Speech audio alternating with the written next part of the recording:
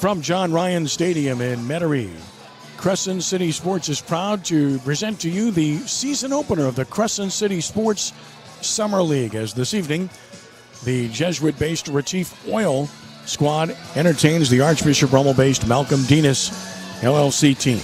And a pleasant good evening to you, Ken Trahan, joined by a guy that knows a little bit about these teams and this rivalry from over the years, a terrific coach and a great friend, and a guy that was very helpful in getting this league started a year ago, Coach David Beaudry. David, it's great to have you with us, and welcome, my friend. Thank you, Kenny. It's awesome to be out here for the opening of the league this season. What a tremendous league it is, very competitive. A bunch of teams came out of this league last summer and moved on and had a great prep season. So, a lot of high expectations, I think, for, clubs with some guys returning, but then finding out, what these younger kids can do. Well, all you need to do is look at this summer league in his first season last year, and you were instrumental in helping put it together with Frank Cazzo and the schedule and everything else that existed with it. Just look at our playoffs last year. Semifinals were John Curtis Christian and Archbishop Rummel-based teams. Finals were Jesuit-based team and John Curtis Christian. And the other team in the playoffs was St. Charles Catholic. St. Charles Catholic won a state championship this year. Jesuit won a state championship this year.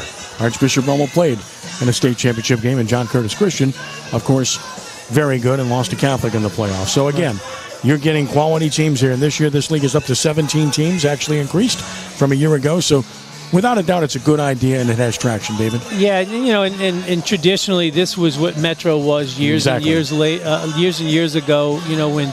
When people had older kids playing Legion ball, and the Metro League was tremendous.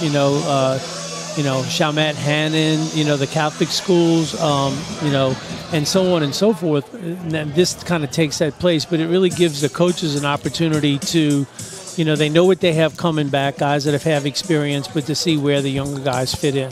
Yeah, just to give an explanation to people, no seniors, at least from last year's classification. You'll have players entering their senior years, but anyone graduating in 2023 not eligible to participate in this league.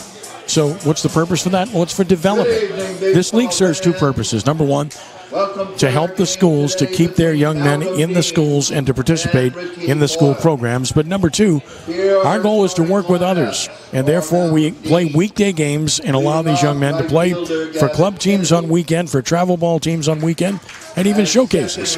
And we think that's a winning combination, David. Rather than fight and work against people, work with people. And there are several players on these teams that did both last year, and that will be the case again this year.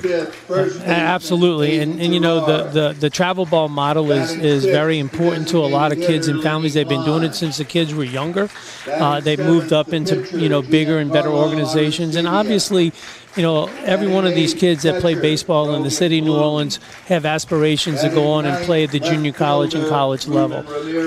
Unfortunately, college recruiters can't make it to games during the prep season. They're, we don't even want to go on, with the fact that they don't have enough coaches to do that, and they're playing on Tuesday, Friday, Saturday, Sunday every week, and they use the summertime to get to see these kids.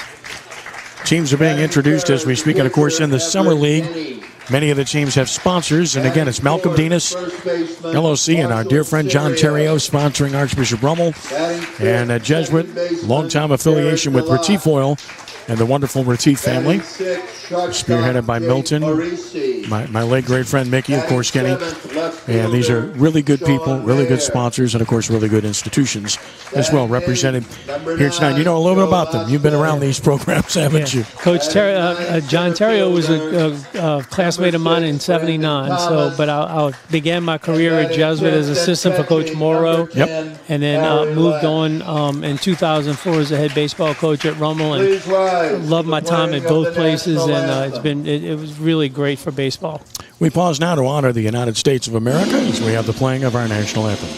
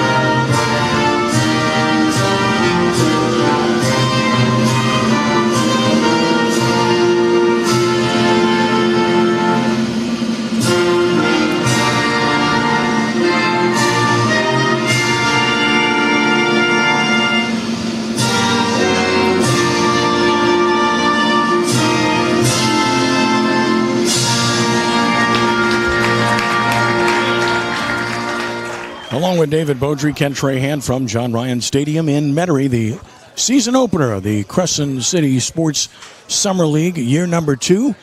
And why not open with these two? Of course, they last saw each other in a state championship game in Sulphur 2 weeks ago, which Jesuit defeated Archbishop Rummel 1-0 in the title game in a tremendous pitcher's duel to win its 22nd state championship on the prep level, the most in Louisiana prep baseball history. And the legacy of the Rummel-Jesuit baseball rivalry is unbelievable. I mean, when you think about the teams, when you think about the games played between these two over the years, I've said it before in objective fashion, I don't think there's a better history in terms of rivalries on the diamond than Jesuit Rummel. And one of the biggest things, it brings out the best in both programs. It's not one of those rivalries where there's a lot of hatred. The kids still live in close proximity to each other. They probably played together at some point in their careers, and they get along very well. But of course, on that day when they're facing each other, they want to reign supreme and win the game. But it's just really, really good baseball, and has been that way going back as long as I can remember. Retif Oil on the field. Defensively, Mayer in left, Thomas center, Brothers in right. It's Donnelly third, Marisi short to last second, Serio first, Lesh catching, and Denny pitching. The lineup for Rummel. Gavin Kennedy leads off in right field. Mikey Ryan is the shortstop. Evan Berg hits third in center field. Gavin Nix cleans up at third base. Aiden Gennard at first base bats fifth. Lenny Klein, the DH, batting sixth. Giancarlo Arancibia pitches and bats seventh. Brogan Bloom, the catcher, hits eighth. Ruben Ramirez in left field, batting ninth. It will be Kennedy, Ryan, and Berg. Nix, Gennard, and Klein. Arancibia, Bloom, and Ramirez. For Retif Oil, leading off in right field, Michael Brothers. It's Connor Donnelly at third base. Everett Denny hits third and pitches to cleanup hitter and first baseman Marshall Serio. Derek DeLatte, the second baseman, bats fifth. Jake Marisi at shortstop, hitting sixth. Sean Mayer is in left field, batting seventh. Joe Bosco, the DH, hits eighth. Brandon Thomas in center field will bat ninth. The catcher, not batting, is Harry Lesh. Grant Fry, by the way, playing second base for Retif Oil and not batting today as well. Finishing up his warm-ups, Everett Denny. Denny is going in, and we'll give you the year they're going into. He's going into his senior year. First up, 6'1", 165. Denny, of course, prominent player on the Jesuit prep team this year and on the mound for Jesuit this past year. 5 games, was 2-1 with a 2.13 earned run average. Here's Gavin Kennedy, talented player going into his junior year at Rummel. And the first pitch of the game is way high. We're underway at 6:35 p.m. Kennedy, really talented player. Got hurt at the end of the year of his sophomore season. Didn't start the last few games because of it. Takes a strike called, and we're even at 1-1. But Kennedy was really good. He hit .315 in the prep season with a homer and 28 RBIs and had 16 stolen bases. 1 ball, 1 strike. And now stepping off, Denny.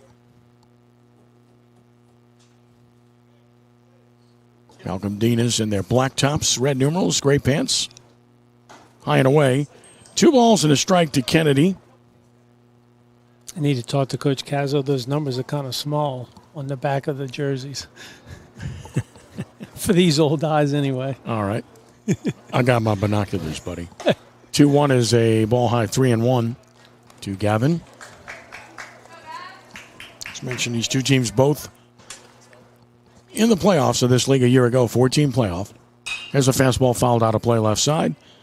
And now it's full 3 balls and 2 strikes. New scoreboard here at John Ryan. They've just gotten the new technology in, much bigger, just for David, so you can see all of that. 3-2 the count. Always good for fans. And a visit to the mound already. Catcher Lesh to visit Denny. Both pitchers figure to go 2 or 3 innings. At least in a starting role here this afternoon or this evening or whatever it is. Lights are on to start the game. The weather's really pleasant. Skies have been cloudy. Temperature's only 76 degrees. And the wind is only at 3 miles an hour out of the south-southeast. No factor at all. Flag is still in center field. Big ballpark, and it plays very big. Yes, it does. Payoff pitch. Ball 4. Kennedy's on. Now, Kennedy hit middle of the lineup in the prep season, but Frank Cazzo's going to make a change going into next year. He wants Kennedy in that leadoff spot. He commands the strike zone better than any player on his team. Evan Berg, who led off most of the year, they're going to move him into an RBI position. Speaking of RBI positions, here's Mikey Ryan. LSU commit. Had a prep season where he hit .411 with 7 homers and 29 driven in. And led the team with 18 stolen bases. Can do everything well. Pretty good speed at first with Kennedy. Pitch on the way. Fast strike to get ahead. Good fastball shown by Denny. As mentioned during the year, he worked 23 innings. Pitched well for the Blue Jays. Well, 9 runs, 7 earned. Only 10 hits in 23 innings tells you what you need to know. And he delivers another strike. So Ryan has taken 2, and he's in the hole. Take 2 and go to right, huh? Yeah, it was his first breaking ball. A really good one. Started at the hit his shoulder and broke down into the strike zone. Quickly ahead of Ryan 0-2. Denny getting the sign with a check of Kennedy. And he hit him. Not what he wanted to do, 0-2. Hit him in the upper back area. And Ryan will trot to first. So a couple of free base runners with nobody out. And in this ballpark, it's all about throwing strikes. It plays big, and it's not hard to play the infield here. It's a soft infield. Ball doesn't travel fast at all. So this is a place where you want to throw strikes and make a team get 3 hits to score a run. Looks like Denny just kind of overthrowing a little bit early in the game, both to the leadoff hitter and to Ryan hitting second. There's the Tulane commit, Evan Berg, at the plate, going into his junior year with 2 on, nobody out. Stretch Denny, high stretch position, and the pitch. Strike over the outside edge. Berg, 287 in the prep season, 21 RBI, 13 stolen bases. A good athlete, 6 foot 190, 195, and can run. Good football player for the Raiders. No balls and a strike, the pitch. Breaking ball dips down, good take, 1-1. You know, Kenny, that's another big thing about this league with the playoffs being at the end of June. The football kids get an opportunity to get a little bit of break before their season starts. And that was one of the big things, guys like Wayne Stein, who coached both football and baseball. You know, when Legion runs into end of July, you got a quick turnaround before you get into the grind of football. 1-1 pitch. Took it down, 2-1. A lot of team workouts, 7-on-7s take place during the year. Last year we had both the John Curtis team and the St. Charles Catholic team, Cretan Townsend Holmes, who had 7-on-7 games in the early daytime, and then guys came out and played the baseball games late afternoon, early evening. Yep. 2 balls and a strike on Berg. Here's another. And a swing and a foul to right makes it 2-2. On Evan. Most coaches will tell you, you know, we all love 2 sport players, you know, guys that compete all year round in 2 different sports. And you need to give them the opportunity to do that. The baseball coaches, most schools work with the football coaches to get that done. And you can appreciate that because you coach both sports? Yes, I have for a long time. And, you know, football's a little bit different than baseball. Baseball's, 3-4 games a week. You know, with football, the grind of the practices and going into the games on the weekend. And then, of course, coaches working on weekends, too. It makes it tough. 2-2 the count, 2 on, nobody out. The pitch to Berg. Runners go, and a swing and a ground ball to third, and he is out at third, throw to first, and he is safe there. Berg just beat the wrap. Close play at third. They started the runners, and the only way they could get it out was exactly where that ball was hit. Right to the third base line, right to the third baseman, Donnelly. Might have gotten stepped on there as he's trying to shake it off because the runner arrived right when he was stepping on the bag. Got there just in time to get the out, and Berg, too much speed to be able to double him up. 1 gone. Here's Gavin Nix. Nix going into his junior year. Louisiana Tech commit already. Outstanding hitter for the Raiders. Prep season at .387, 2 homers and 30 driven in.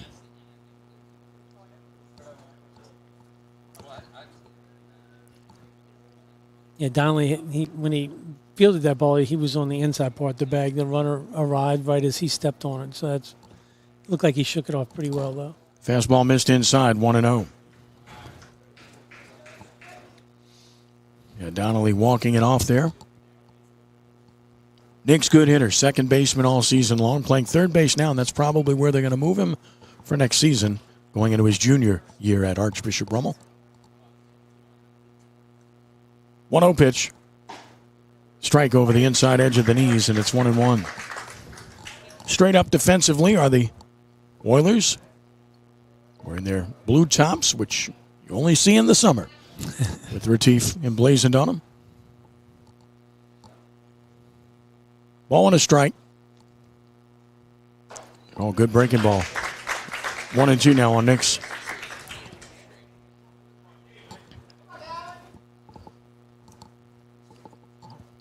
And he's worked in a few breaking balls. Really look good. He just has to stay ahead of hitters.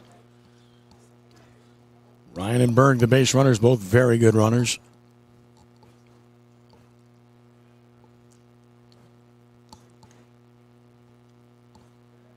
One-two pitch. Breaking ball back door, but missed outside. It's 2-2.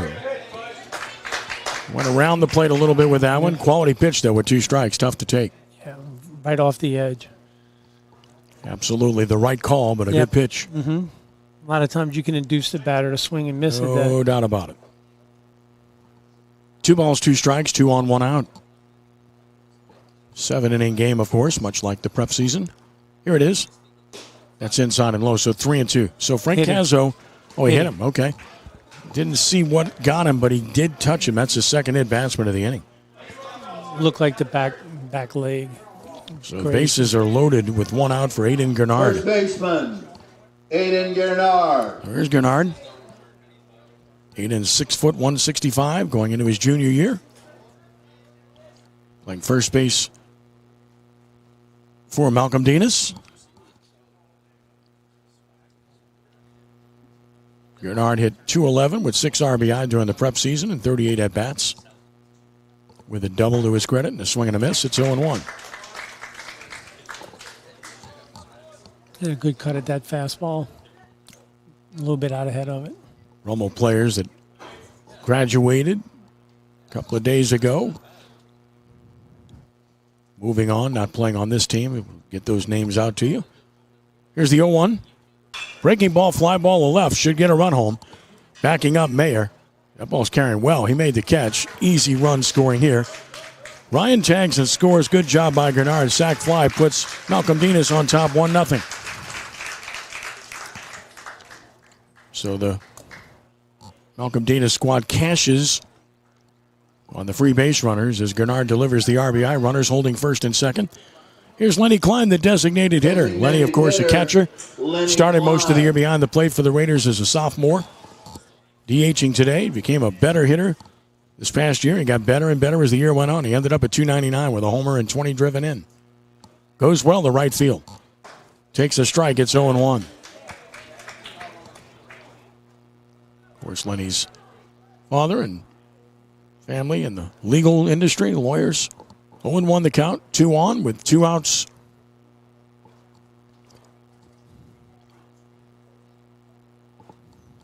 Oh, swinging a liner in the right. That's sinking right fielder there, and him played shallow. Well, they had him played right, David, and Brothers makes the catch. Ball was well struck. I mentioned he goes to right very well. He did a good job of letting that ball get a little deeper and driving it on the line to right field. So in the inning, for Malcolm Dienes, 1 run, no hits, no errors, and strand 2, bottom of the first coming. Malcolm Dienes 1, Retif Oil to the plate, and that will necessitate Malcolm Dienes taking to the field with Ramirez left, Berg in center, and Kennedy in right. With Nix at third, Ryan at short, Fry at second, Gernard at first, Bloom doing the catching. And on the mound, the prized right-hander, Giancarlo Arancibia. He's committed to Tulane, coming off of an outstanding prep season for Archbishop Rummel. And Arancibia's season certainly netted him the attention that he deserved when you look at the credit he's gotten for what he accomplished during the prep season. And he got recognized appropriately for his accomplishments.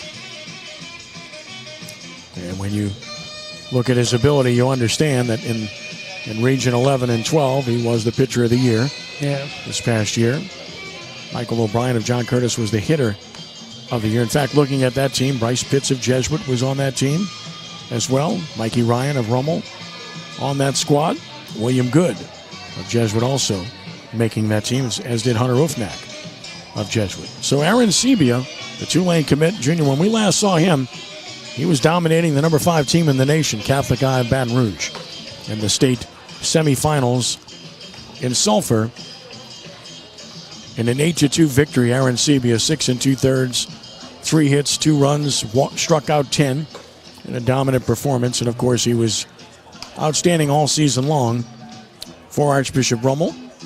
Aaron Sebia, 12 appearances, 10 starts. He was 7-1 with a 1.99 earned run average, 59 2/3 innings, only 37 hits allowed, 21 runs and 17 earned. Walked 28, struck out 83 in those 59 2/3 innings. Dominant pitcher, upper 80s fastball, and when he's got the breaking ball going, he's going to be at this level virtually unhittable. Yeah, I mean, one thing, I don't know what jumps out the page more, the hits per inning or the strikeouts per inning. He obviously throws a bunch of strikes and challenges hitters. And again, coming out today, he just wants to kind of, get back into the feel of it. I'm quite sure he's thrown a few, side pins since, what was it, 2 weeks ago? 2 or 3 weeks ago? Yeah, May 12th. Yeah. So he just wants to come out here and he probably throw 2 or 3 innings and just wants to command the strike zone the best he can. Michael Brothers, the brilliant freshman season he just came off of for Jesuit, leads it off, the right fielder, left-handed swinger, outstanding young player. Pitch on the way. Fastball high and away. 2 brothers. Michael Brothers in the prep season is a true freshman in that league, hit .320. Wow. With 14 RBI. Fouls it back, including 2 game-winning hits against Rummel. Jesuit beat Rummel all 3 times they played in the prep season, and all 3 times by 1 run. When Jesuit and Rummel play, you pretty much expect a 1-run game. Yep. 1-1 the count on Brothers. Bloom sets up away. Hitting the glove, but just off the plate with the fastball is Aaron Sebia, 2-1. This young man, Brothers, so much poised for such a young player. And as you saw there, very good recognition of the strike zone. 2-1. Fast strike, 2-2. Nix had been cheating in at third. See if he moves back now. 2 balls, 2 strikes. He looks into the dugout, and so far he's kind of stayed in. Now he's moving back. 2-2. Just missing down, and it's 3-2. Pretty good pitch. But a good at-bat by Brothers. He's extended it to full. Yeah, he hasn't missed any of those 3 balls by much, right around the plate. And ball 4 is not even close. Right. So both pitchers start with leadoff walks, not the way you want to start. That will bring Connor Donnelly to the plate. Kicking the dust off, or the rust off a little bit, probably, Again, not probably facing live hitters. Third baseman, since the season. Connor Donnelly.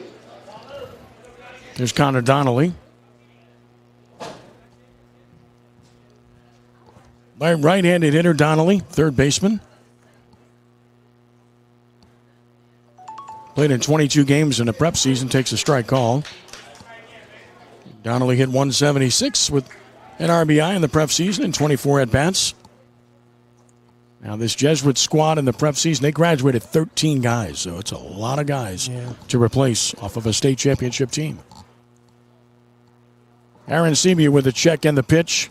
Has a little looping liner in the center, and that's caught by Berg. So, again, in this ballpark, these teams know how to play, and we've seen both outfields shallow, and both times balls that were struck fairly well were caught easily. Yeah, I mean, you don't want to play too deep and let balls drop in, But then again, you have to be ready to get on your horse if the ball is driven. But both outfielders playing about the same depth. Here's Everett Denny, the pitcher, left-handed hitter. Denny hit .327 in the prep season. Drove in 20 runs. Good player. The pitch. Good pitch from Aaron Sebia. Strike called.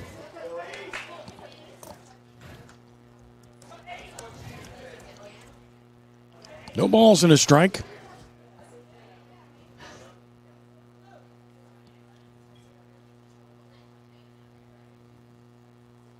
Aaron Sebia taking his time. 1-1. To Everett Denny. Denny going into his senior season, 6'1", 165.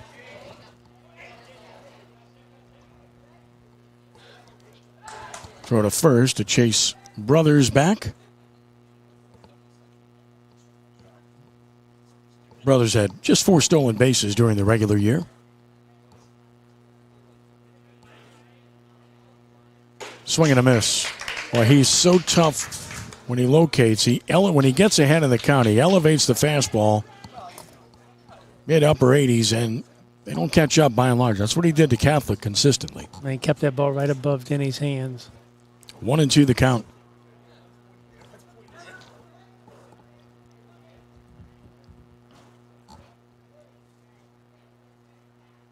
From the stretch to the plate.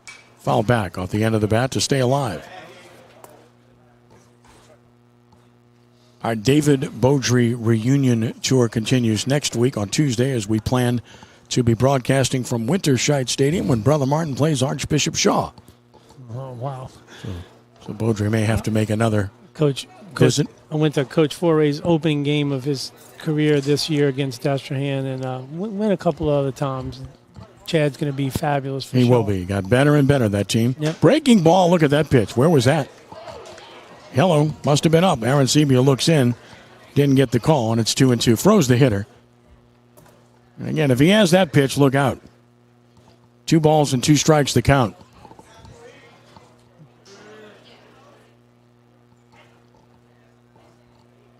Another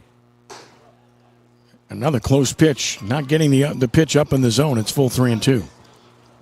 And he lives on that pitch quite a bit, so it's an interesting dynamic to watch. Now, he's only out there for 2 to 3 innings tonight. Both of these squads will use their starters for just a couple of innings.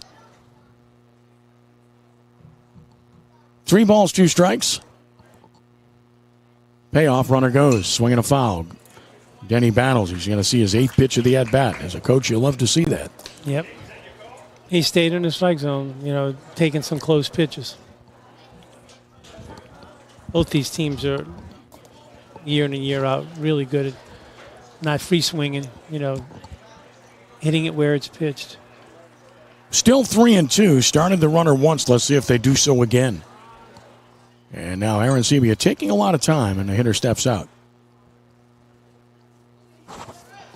I know it's a big controversy, but the pitch clock is... And he quick pitched him there, but he walked him. So 2 walks in the inning. Both pitchers struggling to find their command. 2 on, nobody out. Now, the difference is when he's missing, he's not missing by much. No. I mean, these pitchers are close, and I think he thought he should have had a couple. But again... Right. Both of those 3-2s, though, were out the zone. Yes. How Marshall Sirio. He's been right around the zone the whole time. But I was saying the pitch clock, it's really, from a fan perspective, pretty good. Keeps the game moving. They don't have it here, obviously. Nope. Here's Sirio, the first baseman. Marshall, the cleanup hitter. Stretch pitch. Got the strike there. Sirio batted 9 times in the prep season. And had a hit to his credit. Getting in the cleanup spot here. A lot of positions to replace for Kenny Goodlett. But of course, he'll hate me saying it, but they just reload. 0-1 the count. I can get away with that. He's my neighbor. Yeah. Down and out, it's 1-1. You make it sound so easy, though. It isn't, I know. Especially with the competition they face. That's right. And looking ahead to that really terrific league for next year. Holy Cross was a young team, will be pretty good. Brother Martin was young, and they're good, and they won the league. And Rummel was young, and they're good. 1-1 the count. Foul back, had a good cut, 1-2. And then John Curtis is John Curtis. They're just very good programming. Year in and year out. You can count on that. Them being that kind of program on a consistent basis. St. Augustine, Barrett Ray does a good job. There's players there. They're in this league as well. St. Augustine at Pope John Paul II rained out today in Slidell. They did not play. We'll have recaps every night of the Summer League at CrescentCitySports.com. 1-2 pitch. Breaking ball sits high. You can see him get under that one. It's 2-2. So, again, that's the pitch for Aaron Sebia. If he has that, he's going to be very, very tough to hit at this level and will be successful at the next level. But he needs that pitch developed more consistently to be that guy at the next level. 2-2 the count. Stretch pitch. Struck him out. Fastball, good one. Outer portion for out number 2. First strikeout by either pitcher, and that brings Derek DeLatte to the plate. Second baseman, Derek DeLatte. DeLatte hit .313 in the regular year with 5 RBI. Got to see him quite a bit. And Sperber running at first we were base. impressed. And we get a runner at first base as well.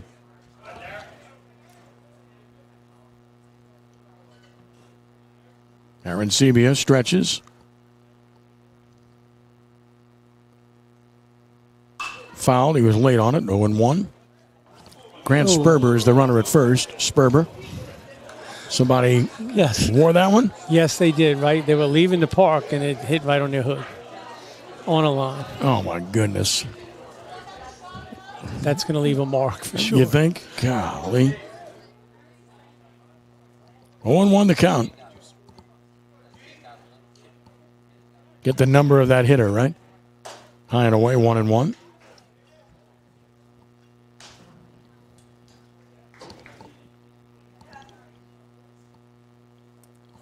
So a ball and a strike here. Sperber running at first.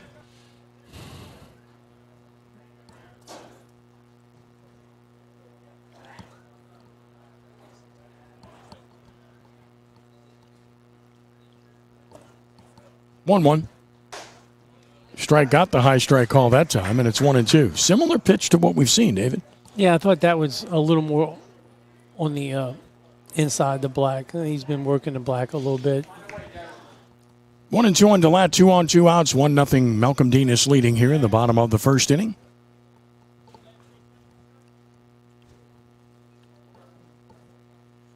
One-two pitch. And he got the call there. Down the middle at the knee, struck him out, inning over. So second strikeout for Aaron Sebia. No runs, no hits, and 2 men stranded. 1-0. Malcolm Dienes over Retif after 1 inning. So both pitchers not really commanding the zone the way you want to see them commanded early. No, and that's, like I said, it's to be expected. You know, you probably see them in the second inning be a little more in command of their pitches, after a little bit of a layoff. And both guys, at times in the at-bats were trying to overthrow their fastball, and that's one thing you don't want to do, especially as good a stuff as they both have. Just challenge hitters and throw the ball over the plate, and let your defense play, and then make really good pitches with 2 strikes to try to get that strikeout. So second inning arrives here. Aaron Sebia, Bloom, and Ramirez will face Denny in the second inning. Had a chance to have a long visit earlier with Frank Mizuraka, who's in the ballpark today, sitting with a bunch of Rummel fans. Of course, he has one of his great relatives at Rummel now playing baseball for Frank Cazzo, Spencer Mizuraka. And he had another son that went to Rummel as well. And, of course, Frank was a legendary coach at Jesuit, wonderful man. And just thinking about these great programs and the rivalry, you automatically conjure up the image of Frank Mizuraka and Larry Schneider. You can't get around that, can you? And I got the opportunity to work with both of them. And, Coach Mizuraka was the first AD I worked for, and I, he helped me so much as a young coach. But sitting and having lunch on a daily basis with Larry Schneider was just unbelievably awesome to hear the stories. And, of course, some of them I was at the games, and his knowledge and his philosophies on coaching and baseball. It was fantastic. As well as Coach Greco. Coach Greco was another one you could sit and talk to about things all the time. And of course, Coach Morrow at Jesuit.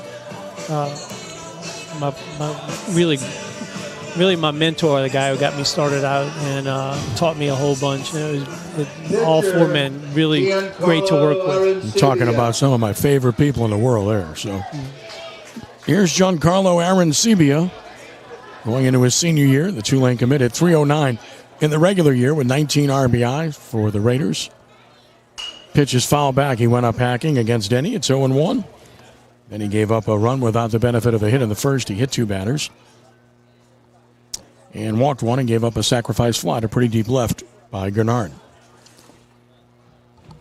Defense won't change much. They'll be fairly shallow all around and straight up as a ground ball up the middle is short. Slowly hit to Marisi. Gloves it and throws it for out number 1. And you got to hit the ball hard to get it through this infield to begin with. That one wasn't hit hard at all. No. Here's Brogan Bloom. Kind of jumped out in front of that. I think it might have been a changeup or a breaking ball. Bloom, the catcher. Played some behind the plate this year. Split some time with Lenny Klein. Catcher. Here's Bloom. Brogan Bloom. Bloom 5'9", 150 going into his junior year. Hit 188 with 8 RBI in the prep season. Took a ball high and away. 1-0.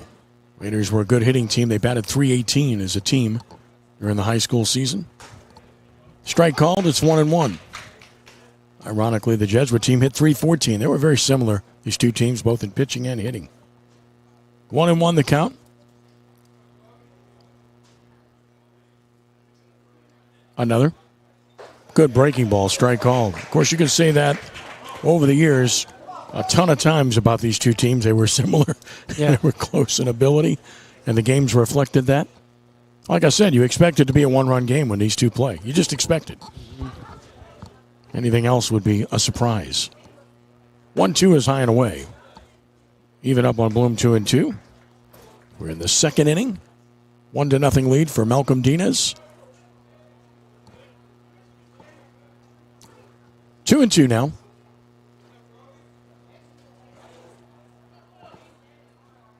Fastball swung on and missed. Quality pitch by Denny. Gets Bloom for out number 2. Yeah, Denny's much more in command this inning. You know, you got the, first inning kind of knock the rust off, get the jitters out, and really commanding the ball well now. And another two-sport star in Ruben Ramirez. Ramirez. Left fielder bats. Ruben always a threat to bunt. Can really run. Raiders have good team speed. First 4 hitters in a lineup can really run, and this young man can really run. That's a strike called. It's 0-1. Denny looks much sharper this inning, doesn't he? Yes, he does.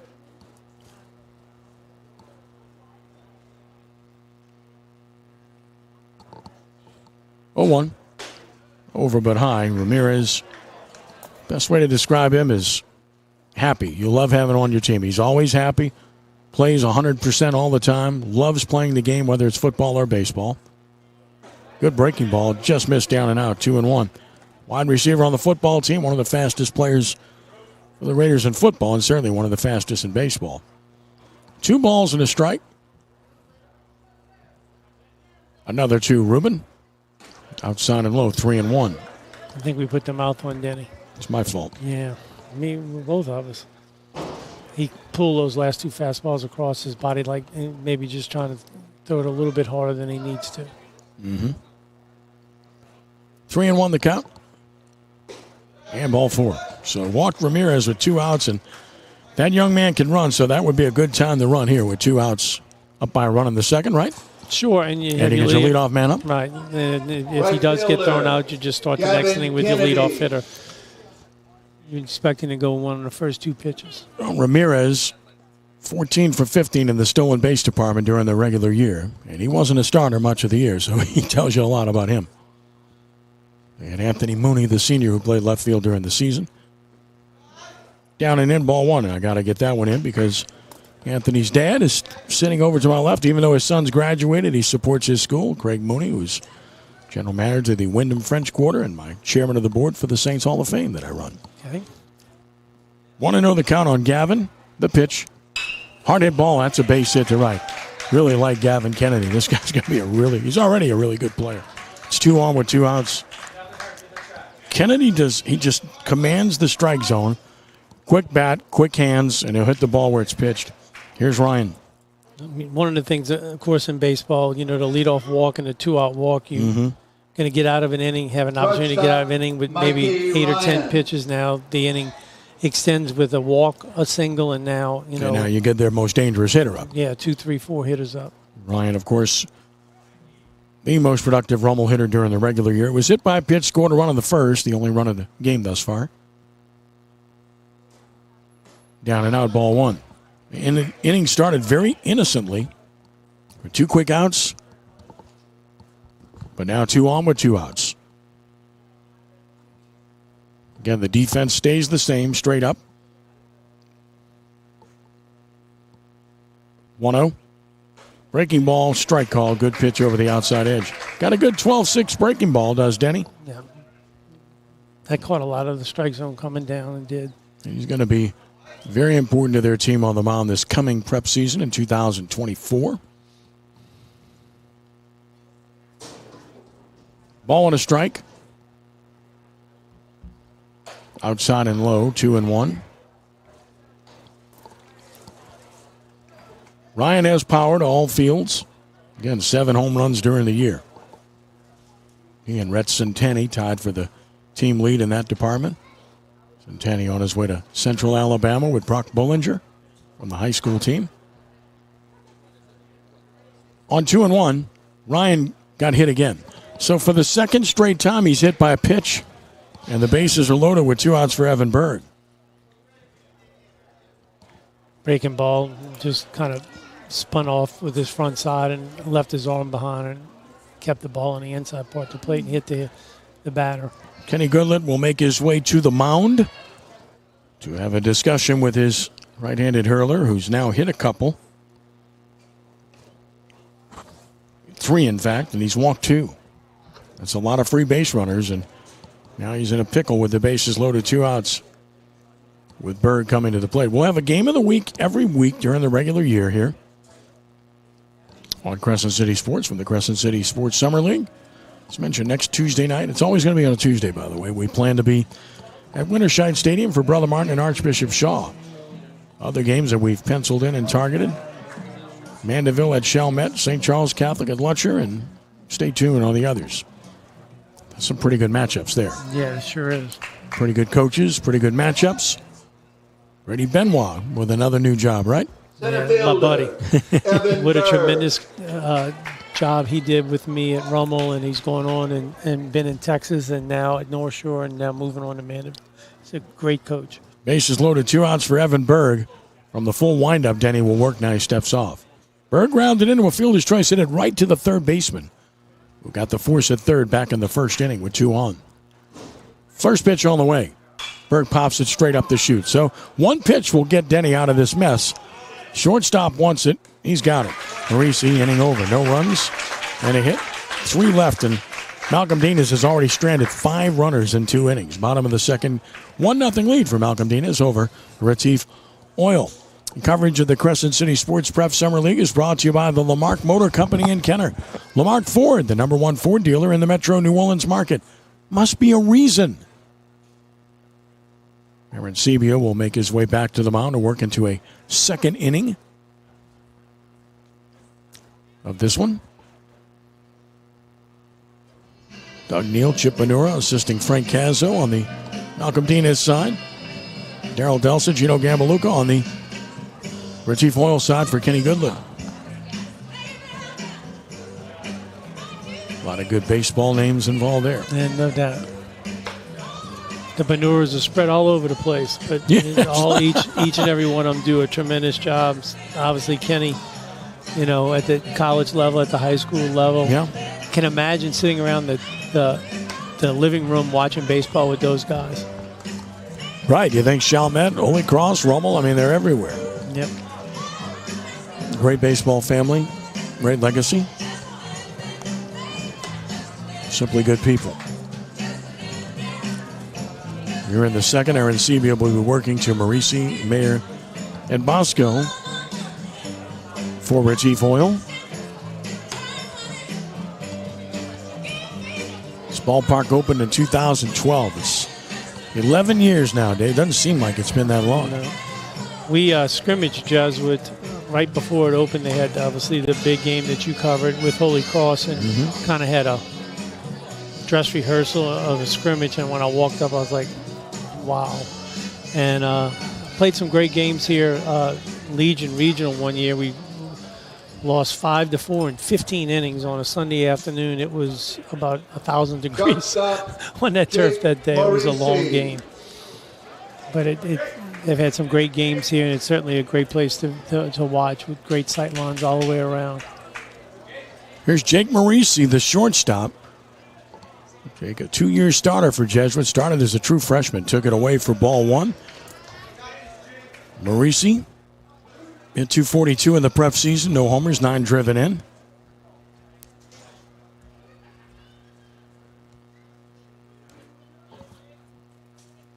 One 0 pitch. Missed away, so 2-0. Of course, Jake's dad, Ryan, was an awfully good one at Archbishop Rummel.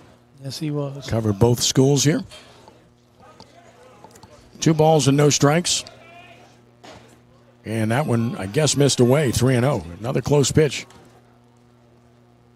So Aaron Sebia fighting himself a little bit early. Usually has good command. We haven't seen that aspect thus far in this game. And he got that one over. It's 3-1.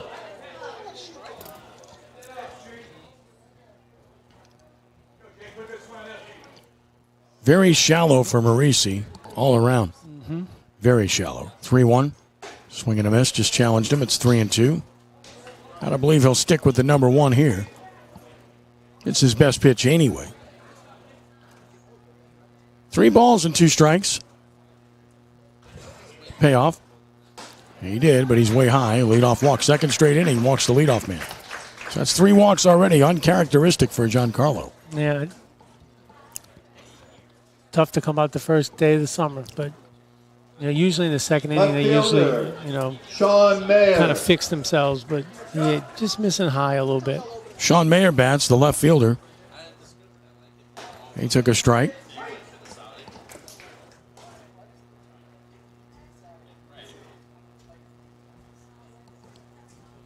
No balls and a strike. Mayer, 5'9", 160. Going into his junior year. Hits it towards second. This will be a double play. Easy double play. Throw to first for the out. 2 gone. Just not the best base running play. Went on contact, and it was hit right to Fry, the second baseman. And that was an easy double play as Maurice's doubled off. Right in front of him, he needs it. Yeah, you've got to understand freeze that. and get back. Yep. So 2 gone. Here's Bosco. 9, Joe Bosco, the DH. Right-handed hitter.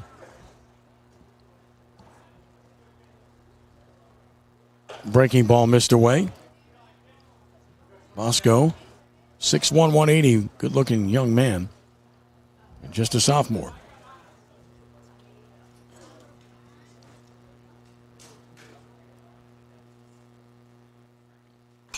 Good swing, fouled it back. Even up at a ball and a strike. As we expected, both bullpens kind of getting started. Yep. No pitcher will probably throw over 50 pitches in a day, being the first game out. Down and out, 2-1.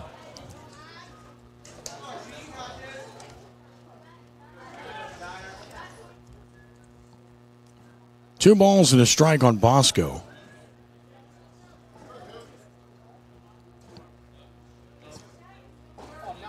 I guess low, and it's 3-1.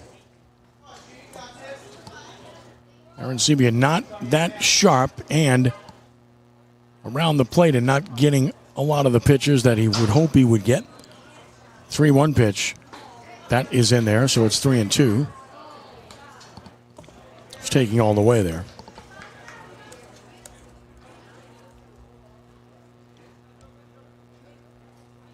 Payoff pitch on the way. Foul back. So Bosco battling.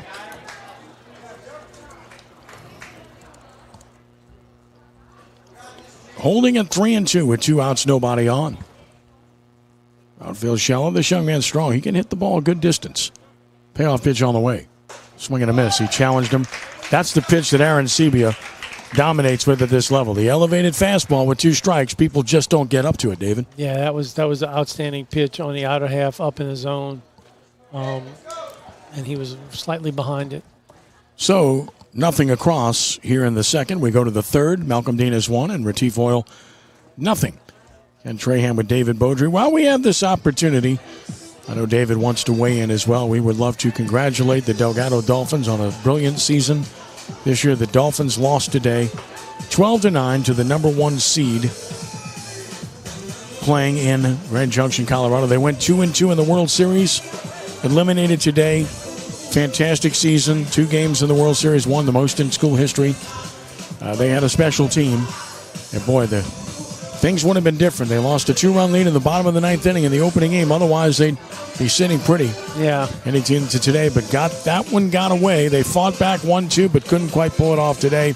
But what a special season it was, and you were part of a lot of those games this year, so you know. Yeah, they, great team. They had good pitching, played great defense. They were very good offensively. But when you get in that level, it's a tough task. And to go 2-2 and have an opportunity today, they had the bases loaded in the 8th and weren't able to get the lead, and then gave up one in the bottom of the 8th. Lost 12-9 to Central Florida. 47-13, 47 wins, ties the program record. Congratulations to Coach Sherman and his wonderful program. Blessing to be part of it. Gavin Nix, good swing, fouls it back. He was hit by a pitch. His first time up. Denny's still out there working into his 3rd inning for Retif Oil. Joe's got quite a few guys to replace, doesn't he? Guys going on to play. He does. He's got some good ones back, too, though. Oh, yes, he does. And he's got a really good signing class, too. 0-1 the count. You just expect Delgado to win. Correct. I mean, that's it. 0-1. Bounced it. 1-1. You don't mind starting a team with Logan O'Neill and Jonathan Farabus, just to name a couple. 1-1 the count. It's a pretty doggone good start right there. No doubt. Expect to get Christian Westcott back, who is going to be a star for you. Here's the 1-1. Missing down. So it's 2 balls and a strike, and they've got some young players who just had to wait their turn. Walker Bazile was the hitter of the year in the Catholic League a year ago, and he couldn't play this year. That ball is well struck by Nick, center fielder on his horse. Good play by the center fielder, Thomas, because Nick's hit that ball really hard. Tough play over the shoulder on the dead run to make the catch for out number 1. If you're going to play shallow, you got to be able to do just what that young man did. He opened and took off and ran it down. Made it look really easy. It's not, but he made it look easy. Understanding where he's playing in the field and how much room is behind him. Here's Aiden Gennard. Gennard had the sacrifice fly to deep left his first time to produce the only run of the game to this point. High and away, ball 1.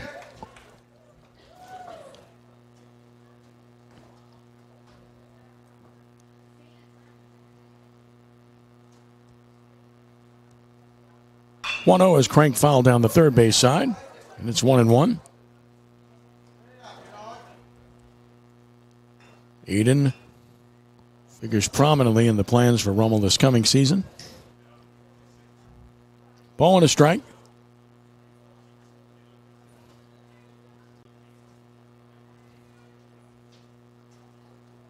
And another. Swinging a ball hit very well to left field. Left fielder on the run, won't get there. Up against the wall, Gennard. Second straight time he's hammered a ball deep to left. This time he's got a ringing double. How big is that play by Thomas in center now? Very. And that was a breaking ball that Denny left over the middle of the plate, and he jumped on it, was able to drive it down the line. Good job of hitting.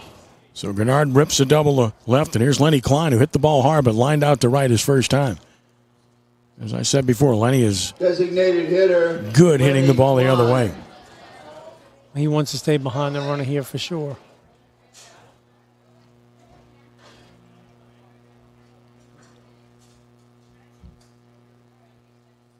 Delgado will have Cam Sr. back next year, just thinking ahead. Time called. Giovanni Lasciardi was good for them this year. He was a freshman out of Jesuit. Will be back. Mentioned Christian Westcott.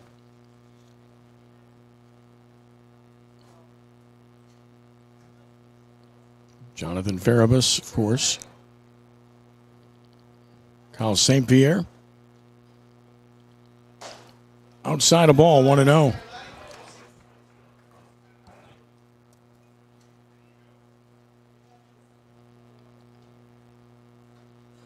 Really like the class they've signed, though. They got some really good players coming in. 1-0 the count. Stretch and the pitch. That's a strike. It's 1-1 to Klein.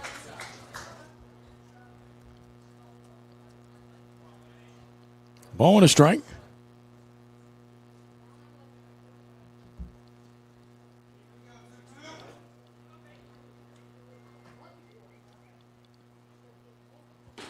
That's a strike, and it's 1-2.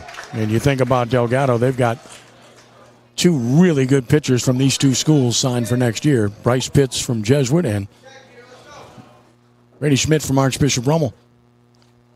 Yep. And I guarantee you, seeing those kids pitch this year, they will pitch for Delgado next year. Here's a breaking ball, dandy pitch, and he struck him out looking. Klein took it, really good curveball, delivered by Denny for out number 2. Here's Aaron Sebia, grounded to short his first time. Really good pitch on the outer half. Got good break on it. A little bit different than the ball that Gennard hit. And really got it out in front of him. The pitch, breaking ball dips low, 1-0.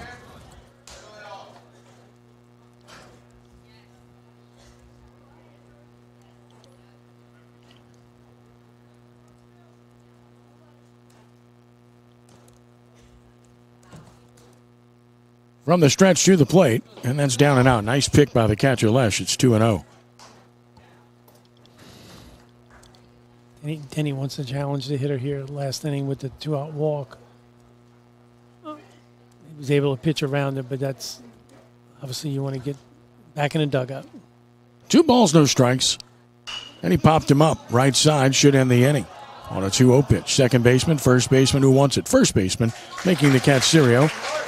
Well, the story from Malcolm Dienes, they've stranded 6 runners in 3 innings. That's a lot of guys left out there.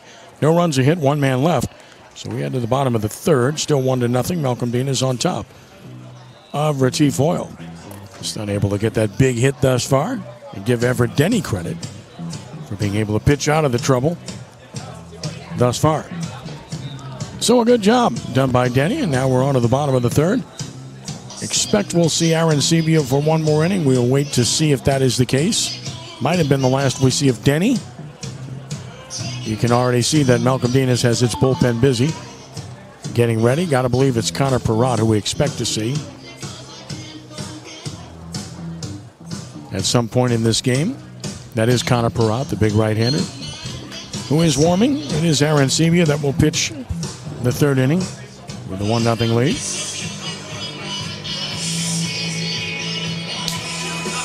And, of course,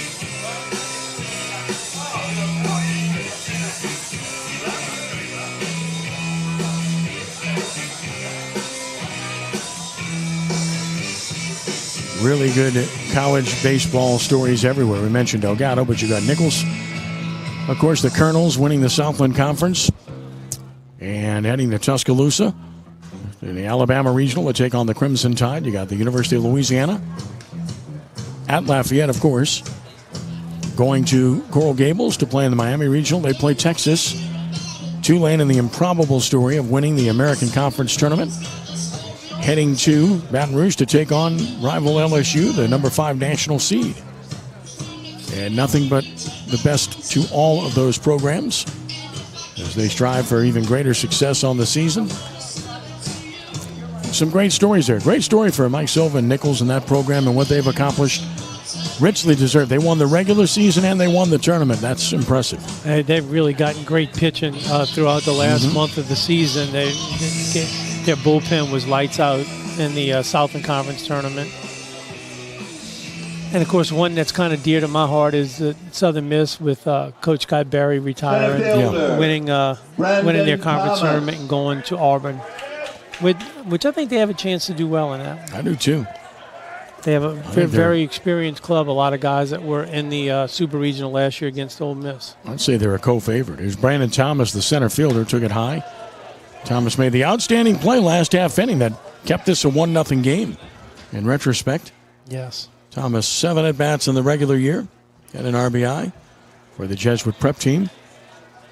And he takes a strike called here. It's 1-1 from Aaron Sebia, who clearly is in his last inning of work. Looking down at the Retif Oil bullpen, I see no action down there. A ball and a strike on Thomas. Pitches on the way. That's right down the middle. It's 1-2.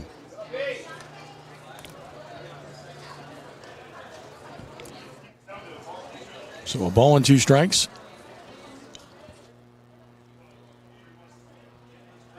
1-2 pitch. He fisted him to second. Easy chance. Caught by Fry for out number 1. That's a jam sandwich. Yep. Doesn't feel too good. One gone. Fastball rode in on him, caught it right off the handle. Michael Brothers bats. He walked. Well, it's not going to be Brothers. This is going to be Lesh. He's going to bat. So you can bat 10 in this league. You can bat as many as you want. And Harry Lesh is going to bat, the catcher. So he's hitting in the lineup. Here's Lesh. The pitch. Missing away, ball one. Harry Lesh. 5'8", 190. Going into his junior year. Fouled out of play. And again, this is a development league, so you can hit more than 9. Not trying to any self-grandiose, but this league exists for the ability for these schools to keep their players and develop them. Inside and low, it's 2-1, and that's the goal. It's what we wanted to do. I remember in our discussions about it last year, there is no perfect answer to summer baseball. No. This is as good as anything because it does allow the kids. Ooh, that one caught the umpire in a mask, fouled off his mask. He's going to walk it off, and it's 2-2. You were saying? But it allows the kids to do what, kind of what they want on the weekends if they decide they want to do it. A lot of these programs also lift weights during the week and then, play a game, Tuesday, Wednesday, Thursday. Kind of works out well for them. And it's a high level of competition. You see good players on a lot of the teams. Games are really, hotly contested. So 2-2 is grounded to deep short. Tough chance. Ryan surrounds it, gloves it, quick release. First baseman can't handle it. There'll be an error on Ryan. Ryan's used to having Centeni over there who picks everything. He's terrific defensively. Could not get enough on that throw from where he was playing it. It had to hope that it would be picked, and it was not. So that goes as an E6. Denard tried to play the hop, and the ball sat down once it hit the turf. It's soft turf. We've been out there, walked on it. You're going to get a runner at first. Brothers. So the runner at first is going to be Ryan Saunders. Saunders runs at first. It's Michael Brothers. Walked his first time.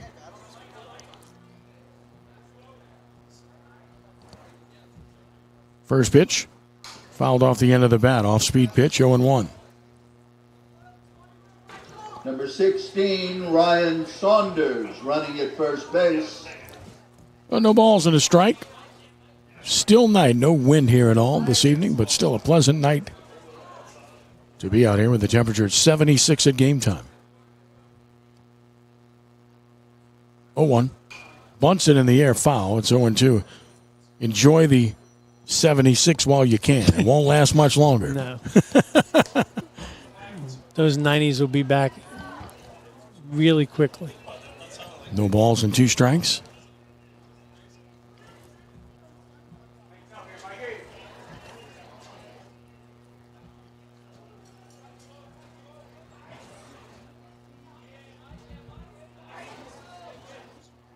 Short lead, long look, longer look, swing and a miss. There's that elevated fastball. Again, when he gets you down in the count, he puts people away with that pitch over and over again. Out number 2. It's too good to take and very difficult to hit. So Third baseman, not exactly. Donnelly. Obviously, he's really good at getting it there too. Enticing the hitters to swing, and they just can't get to it. 4th strikeout. Here's Connor Donnelly. Flew out to center his first time. Calls time.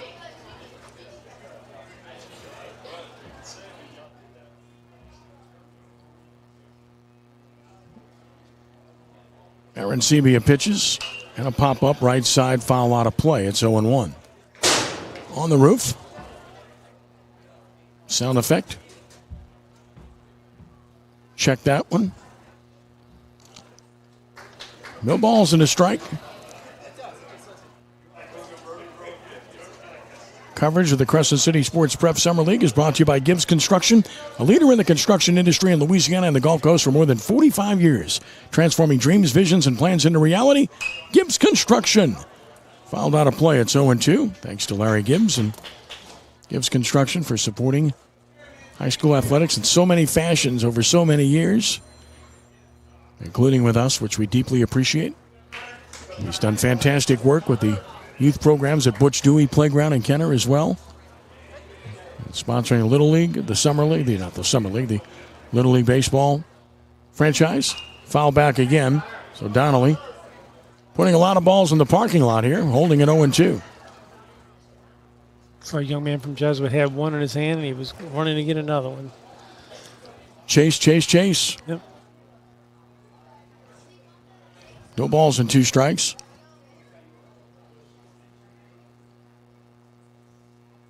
And another. Fouled out of play, our son, who's an archaeologist now, living in Austin and traveling the world. Used to do that when I did University of New Orleans games. He'd chase those balls out in the parking lot. That was the day of the ball game. And come home tired, right? Never. Endless energy. 0-2. Foul back. Look at this at bat. He's just fouling off pitches. Another parking lot ball. I mean, he's running out of balls here. Donnelly just keeps putting him in the parking lot. It's 0-2. Great to have him in town this past weekend. We had a chance to be with our son, which was fantastic. No balls, 2 strikes. Outside a ball, 1-2. He survived being at Rummel when David was there, so 1-2 the count. Went on to Loyola, got his business degree, his master's at UNO, and now an archaeologist traveling everywhere. Good for him. All over the map. There's a liner in the center. Bird coming. He's there. He's got it. The inning is over. Arancibia works 3 shutout frames. No hits in error. 1 man left. 3 stranded for Malcolm Dienes. We played 3, and it's 1-0. Malcolm Dienes on top of Retif Oil. Likely the last we've seen of Arancibia, and not as sharp as we've seen him, but you can see why he's so good, right? Yeah, and he's very polished. You know, he's able to move the ball around the zone to both sides of the plate. His breaking ball he didn't use that much today, but he has good sharp late break on it. You can see why his numbers are so gaudy. With strikeouts per inning and not giving up a lot of hits, he makes it very difficult on the hitter. And as you said, throwing that ball up in the zone at the top of the zone, challenging hitters up there. You got to be a really good hitter to hit that pitch. So he does it on both sides of the plate, both high and in and high and away, and makes it difficult on hitters. He's as good as advertised for sure. And that was a tremendous at bat there. It was. By Donnelly, he ended up lining out to center, but he was on every pitch and did a good job.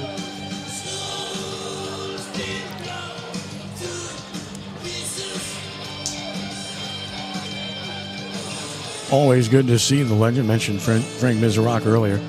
Well, I'll tell you what, Mr. Rummel, Jay Rolt's here too. That's a legend, to say the least. He's been around that school since he was 1968, 69 as a kid, right? Yeah. His dad got there at 70, so 1970. Around there as a kid, and then as a student and player, and then as a coach, and then as an athletic director. They nicknamed him Mr. Rummel over there, and it probably fits, doesn't it? It does. I enjoyed my years working with Jay. Knew him obviously when we were students, but he did such a great job of running the football program, and I'm sure he does the same with the athletic program. Attention to detail, hard work. He was the first one there in the morning and the last one to leave in the evening. So I really enjoyed my time with him. There's Everett Denny. Took one high and away, ball 1. He walked his first trip to the plate. And now Retif Oil has Bo Machaluski into the game. Machaluski taking over on the mound. After Denny pitched 3 solid innings, Machaluski taking over. Bloom leading off for Malcolm Dienes, and he hits it in the air on a 1-0 pitch. Should be easy for the center fielder, Thomas. He's there. He's got it. 1 out. And Machaluski gets the first man he faces. And now Machaluski will deal with Ruben Ramirez, who walked his first time. Bo Machaluski. He's 6'1", 185, good-looking athlete. And going into his sophomore year. Pitch from Machaluski. Foul back to the netting by Ramirez. Batter is left fielder Ruben Ramirez. And again, that's what this league's for. You have a guy stepping up from his freshman year, going into his sophomore year, and you get him against a good team like Malcolm Dienes, and see what he can do. And see, he probably will be counted on greatly next year. 0-1 pitch. That's down a ball, 1-1.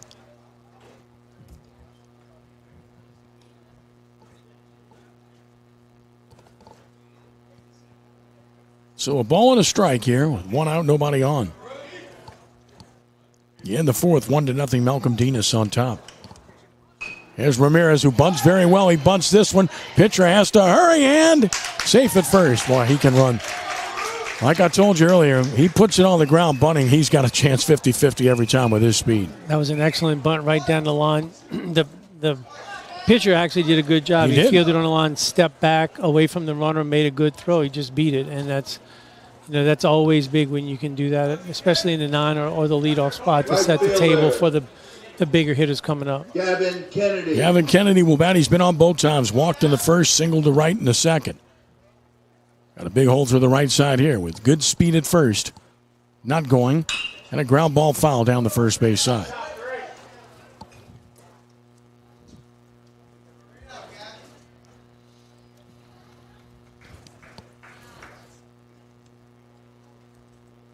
No balls and a strike.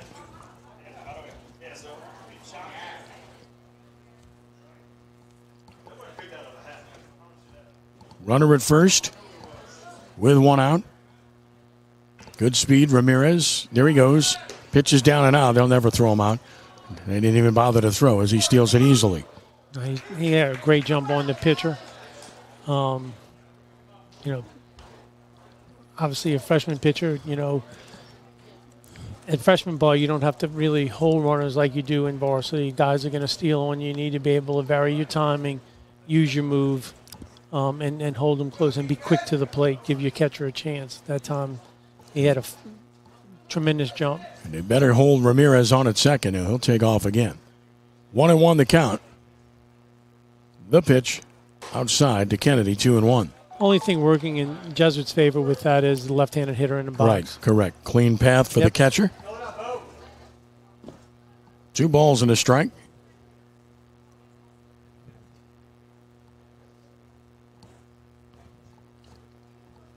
Stretch, the pitch, outside. It's 3-1. As mentioned, Kennedy, more than any other player in this team, commands that strike zone really, really well. He is not going out of the zone. You have got to pitch to him. 3-1 the count. Tremendous attribute to have that in a 1 hole, especially with the guys they have hitting behind him. I like that move that Coach Cazzo's made. Here's the 3-1, and he takes that just off the plate. To my point, he's not going to go out of the zone. He's on at first, 2 on, 1 out. Exactly the kind of guy you want in the leadoff spot. He can hit the ball to all fields consistently. He recognizes the strike zone extremely well, and his on-base percentage is going to be quite good. Other than that, there's nothing to like. Right. You have to love the kids that love to value the walk. A walk puts a lot of pressure on the defense, and now, in this case, you get the bunt single and you get a walk, and now you have, average-wise, your best hitter from the prep season coming up. Runners first and second, 1 out, the pitch. Squared the bunt. And a delayed steal, throw to third, he's safe.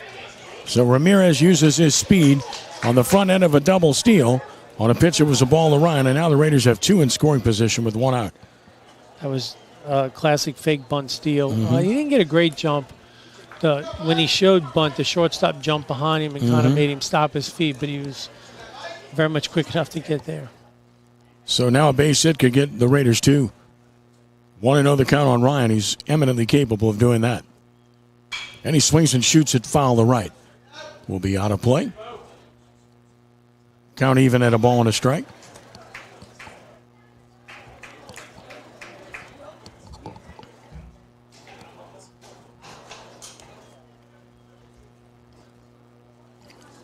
Ryan back in from the right side.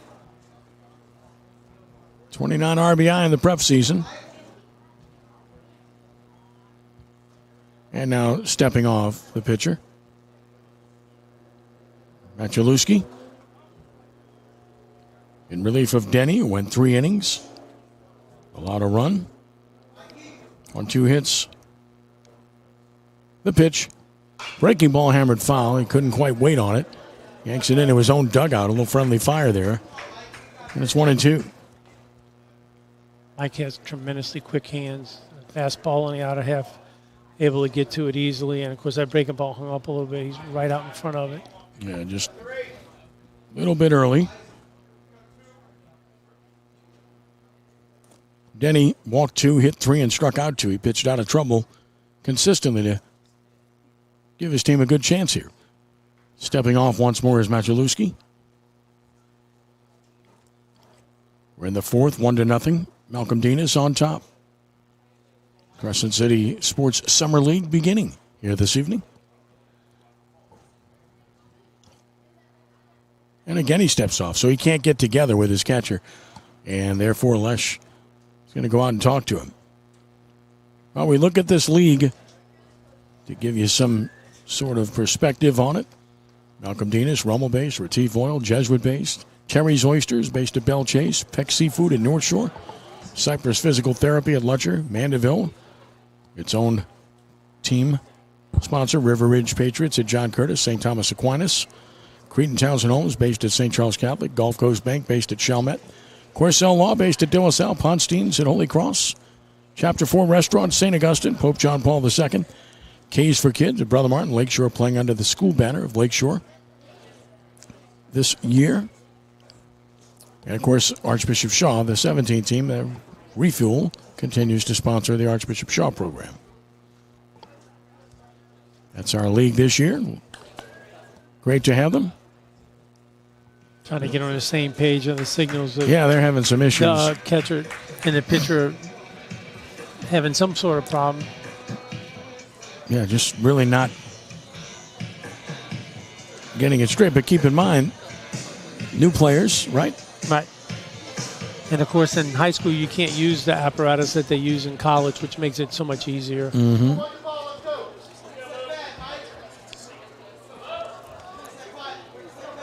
Connor Perrott throwing with a purpose. He'll be in there for Malcolm Dienes in the bottom of this inning. 1 ball, 2 strikes here on Ryan with 1 out, 2nd and 3rd, and he stepped off again after the visit. Wow.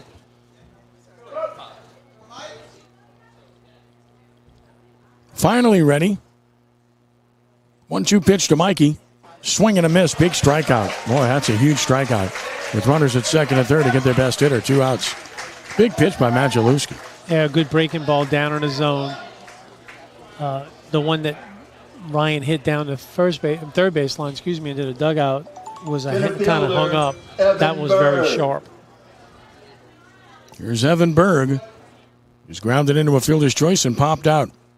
2nd and 3rd, 2 outs. That's high for ball 1.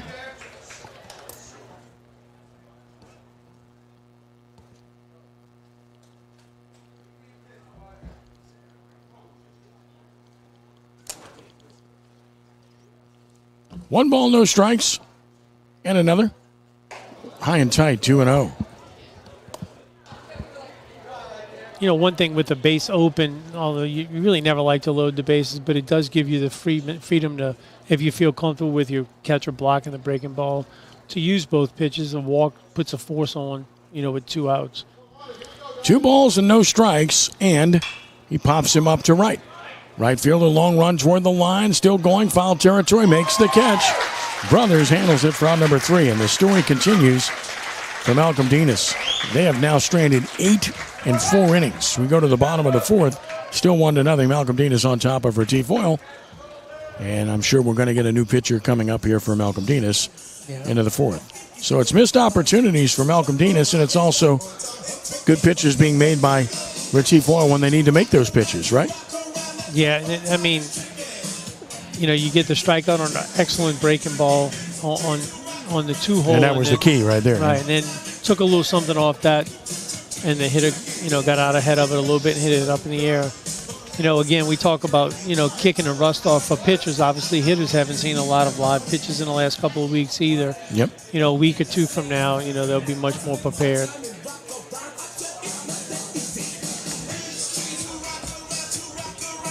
So we'll get a new pitcher here. It'll be the right-hander Connor Perrott, who's going to take over. Connor Perrott taking to the mound. Perrott made just 3 appearances in the prep season, 6 2/3 innings, 2 hits, 1 run earned, walked 5, struck out 2. was 0-1 with a 1.05 earned run average. Good size right-hander. Perrott, 6'1", 165 going into his junior year. Arancibia went 3 innings. And he allowed no hits, no runs. Fly was out there. Walked 3 and struck out 4. So Arancibia did his job. And now turns it over to Perrott. Wasn't the cleanest, for Arancibia, but still a good outing, Not giving up any hits, walked a couple, but was able to make pitches when he needed to. Both of these teams in the playoffs of this inaugural league a year ago, which Retif Oil won the league. Everett Denny. Everett Denny will lead it off. He walked in the first inning.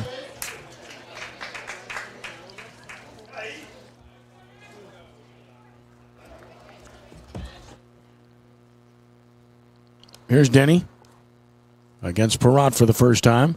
And he deals a strike. It's 0-1.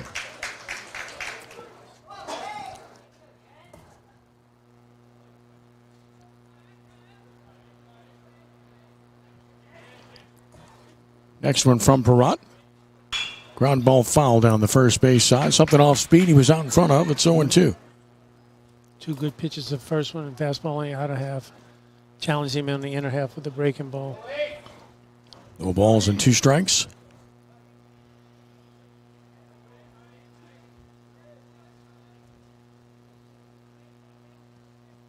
Next one on the way. Down and out, 1-2.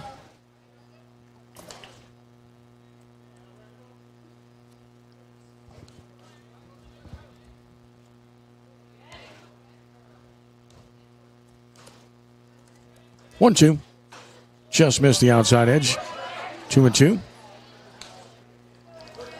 On the 0-2, set up about 9 inches off the plate. That was about 4 inches off the plate. He hit the mitt both times. Makes it look a little better than it really is. Yeah, definitely off the plate. Good pitch ahead of the count. Couldn't get the hitter to bite. And now a ground ball right side. Base hit. So Denny spanks one through the right side. That's the first hit for Retif Oil. It comes after they get Arancibia out of the game. And now Marshall Sirio bats. He struck out in the first. Catcher was set up on the outer half. That ball caught a lot of the plate and allowed Denny to pull it in the 3-4 hole. First baseman, Marshall Sirio. There's Sirio.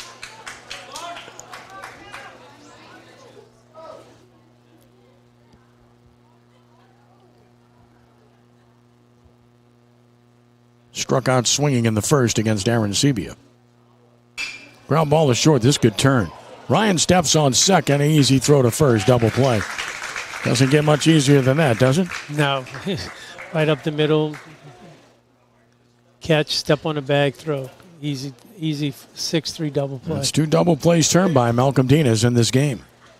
So 2 gone quickly, and now Derek DeLatte, who struck out looking to end the first inning.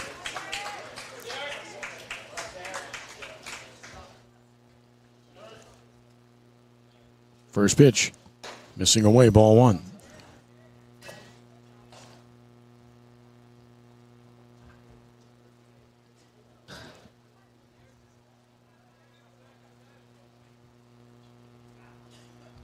Now the 1-0 pitch. Fastball just missed the outside edge, 2-0. Consistent plate we've seen in this game. Well umpired. Absolutely. Class of 79. I won't say which school, though. There's a strike My call. good buddy. And it's 2-1.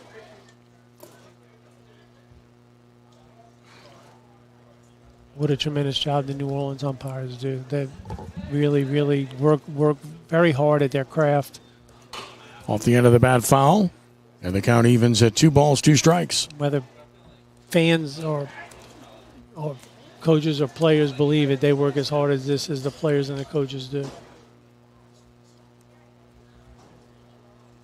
Now, sometimes they still make mistakes, but everybody does. But they really do a consistent job. Easy to pick on them. No doubt.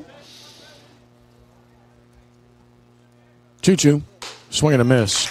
Good inning for Perrott. No runs and a hit. Nobody left. We've played 4, and we remain scoreless here. And coverage of the Crescent City Sports Prep Summer League is brought to you by the Lamarck Motor Company in Kenner. Lamarck Lincoln is the only Lincoln Black Label dealership in the market. It's more than ownership. It's membership. Must be a reason. A 1-0 lead for Malcolm Dienes over Retif as we head to the 5th. That's what you expect. Same as always with these two schools, regardless of the competition, when they play, how they play, who's playing. It's what they play. Both teams playing hard. Kids bearing down at the plate. Seeing good pitches and trying to do what they can against it. Just like you said, it's what you expect. Interesting. I see kids here from the JV game from both Jesuit and Rummel. You see kids from John Curtis, Brother Martin. That's why this league's so good, especially if you can play at night.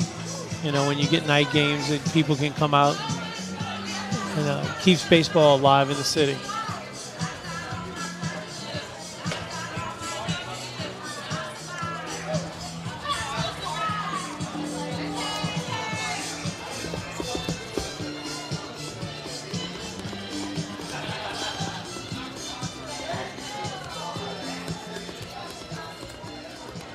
So on to the 5th we go. Matt Jalewski on for his second inning. He pitched out of a jam in the 4th, which has kind of been the case in every inning.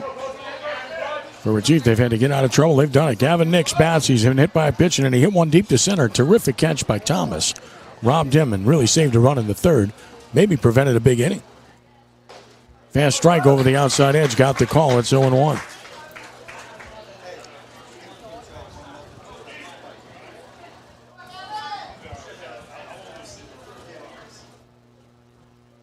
Oh, and 1 the count. Here's the pitch. Down and away, 1-1. You think he knows we're playing right now or what, man? 1-1 the count. He's calling me to give me a result from his game. It's like might as well mention the Batman, right? 1-1 the count. Are they going through a coaching change? Yep. And bounced up there. It's 2-1. North Shore kind of played switch, from one to the other. A lot of change on the North Shore in baseball this year. 2-1 the count. And the pitch. That missed down and out. So 3-1 to Nix. As I was driving over here, I was trying to think of how long Kenny's been here. It's been over 20 years, I believe. Timing gets me. I know in 05. The pitch. Swing and a miss, 3-2. In 06, he was at Jesuit. I can't remember. 05. And of course, Frankie on his second stint. Right, Joey Latino was the head coach, Coach Goodlett previously. And also Brother Martin. He worked for Coach Parrington as well. Worked for Tim Parrington. And he worked for Coach Dozier as well. For Coach Sam Dozier. Yeah. So full count to Nix and the payoff pitch and ball 4 low. Gavin's aboard with a leadoff walk here in the 5th. Raiders have had a ton of base runners in this game. Here's Hayden Gennard, who has a sacrifice fly, the only run of the game, and then he ripped a double to deep left. So he's had 2 good at-bats for Malcolm Dienes.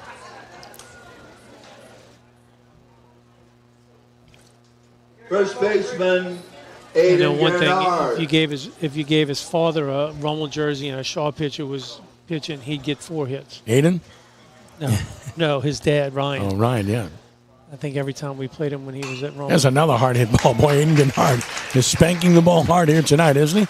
Yep. Lines a single left, 2 on, nobody out, and now bunt is in order, isn't it? Here's Lenny Klein coming to the plate. He's lined out and struck out. And especially in this ballpark where runs are not easy to come by. And it's a good ballpark to bunt in because that turf is soft, and typically the ball will stay fair if you get it started unless you have a little backspin English on it.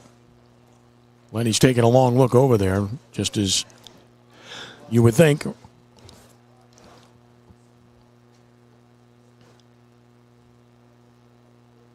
Showing bunt early. First baseman crashes, and he stabbed at it, and that's not a good attempt at all. 0-1. You don't want to stab at it, especially when it's out of the zone like that. No balls and a strike. You Simple to say, but you want to receive the ball on the bat. You want to catch it like you're catching a ball in the glove. Yeah, and you have to bend your knees and be down in your legs to be able to do it correctly. Right. You can't be standing up straight. Not bunting now, down and out. So Frank Cazzo took one look at that bunt attempt, says, you know what, we're going to do something else, 1-1. But that was part of their problem during the prep season. They had a really good season and got to the finals and barely lost, but didn't do a real good job at advancing runners and bunting the ball this year. 1-1 the count overall. Ruben Ramirez can sure do it. It's becoming more and more of a lost art. It's just something that kids don't do early in their careers. Swing and a miss. Pitch looked off the plate. Now he's in the hole 1-2. Again, that's so important in a close game. If you just get a runner advanced here, you get a runner to third with less than 2 outs.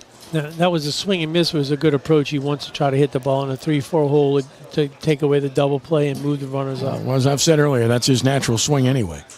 1-2 the count. Lined out to right earlier in the game. Breaking ball, and he's tied up and swings and misses. So not the at-bat at all that you need in that situation. 1 out. There's Aaron Sebia. Again, those are the things that win and lose ball games for you. You've got to be able to execute. Now it's not going to be Aaron Sebia. It's the pitcher, Connor Perrott, who came in for him. So Perrott gets the opportunity here. Sometimes you see if you don't get the bunt down here with 1 out, you would hit and run, but I don't think you do that now with, Perrott's first at bat of the night.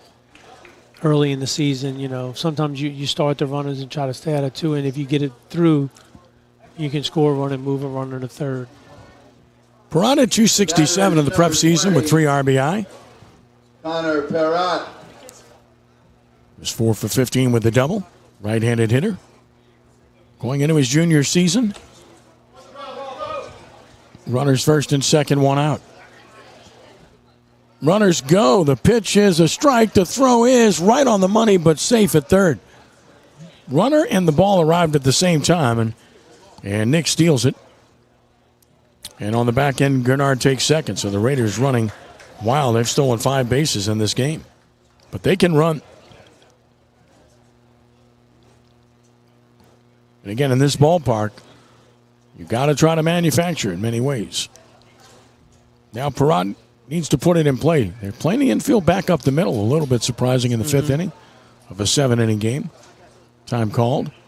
Big RBI opportunity for Perrott if he can put it in play here. Want to keep it away from the pitcher and the first baseman. You can hit the ball in the middle of the field on the ground and score a run and move a runner. Like you said, though, you have to put it in play. Breaking ball down and out. I believe that makes it 1-1. I think he called the first pitch a strike. Not mistaken. Scoreboard says 2-1. Yeah, I know. I can't really. It is 2-1. That's correct. So 2 balls and a strike. Correcting ourselves. Now the 2-1. And a little roller to second will get the run home exactly to our point. Yep. Threw him out. So good job by Perrott as he brings home Knicks to make it a 2-0 game and Gernard to third. That's good situational baseball and good situational hitting. Something Frank Cazzo loves to see. And again, they chose to play the infield back up the middle. Yep. And recognized by the team. The team jumped out of the dugout to congratulate him. That's a very, very, very quality at bat with an RBI. Brogan Bloom.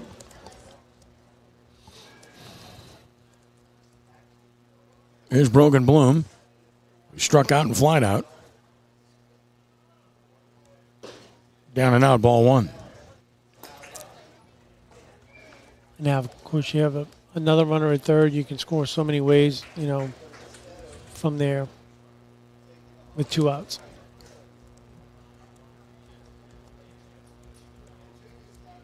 Down and out, gets away. Runner's going to try to come, and what a great job of breaking and scoring.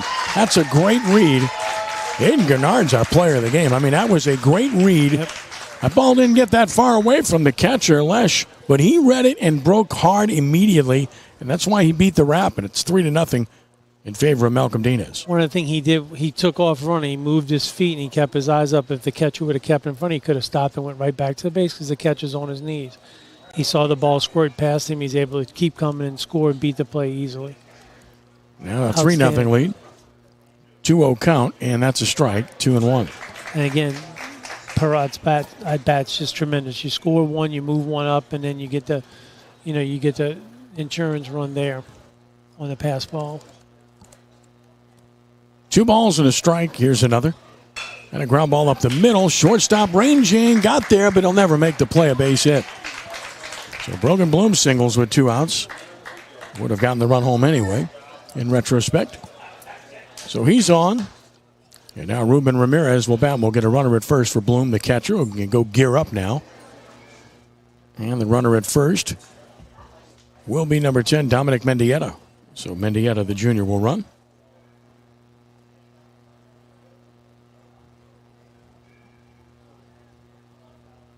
Courtesy runner. Here's Ramirez, has a walk and a bunt single.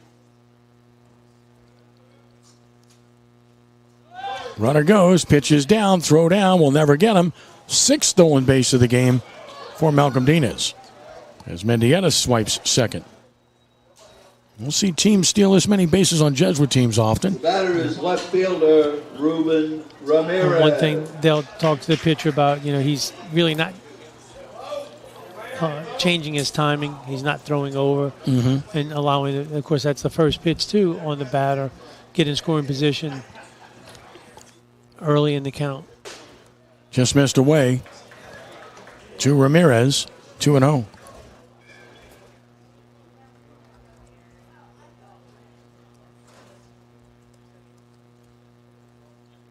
So 2 balls, no strikes. Another. Tap foul. 2-1.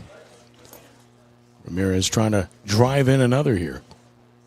Malcolm Dean is finally able to cash in a bit. They've had base runners throughout in this game. Yeah. And good, great at bat. Score a runner, move a runner, and then now you have another runner in scoring position. So 2 balls and a strike.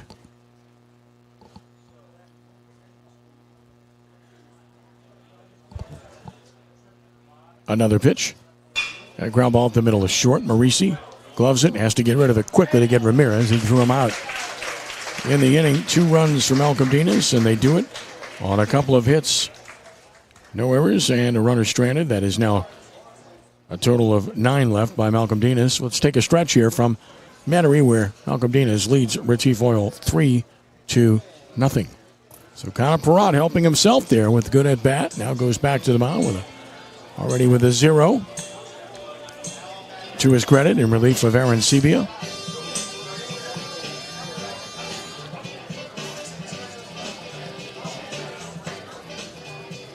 And Perot will take his warm-up tosses and prepare to work to Jake Marisi, Sean Mayer, and Joe Bosco. Here in the 5th inning, Ken Trahan with David Beaudry from John Ryan Stadium, where the sun has set. Nightfall has arrived. Just past the 8 o'clock hour. As mentioned, planning to be at Winterscheid Stadium next Tuesday night as we try to continue the Dave Beaudry reunion tour. David racked up a lot of fight zone mileage in his time. Trying to recollect all of them. The Onshaw Eagles and the Jesuit Higher Alma Mater Deer and the Royal Rummel Raiders and then there's Hahnville and the Tigers. Believe it or not, I actually went to more colleges than places I've taught, so we're not going to talk about that. We're not going there, okay. Graduated from Loyola University. Let's just put it at that. So did I. And we didn't have a fight song. At least when I was at Loyola, we did not. Of course, we didn't have intercollegiate athletics then either. Well, we had a club baseball team my last 2 years. They started with Greg Swear. Greg Sherman was the last baseball coach there before the program was resurrected. Coach Kennedy's doing a really good job now. Here's Marisi. Walked his first trip, facing Connor Perot for the first time, and he steps out.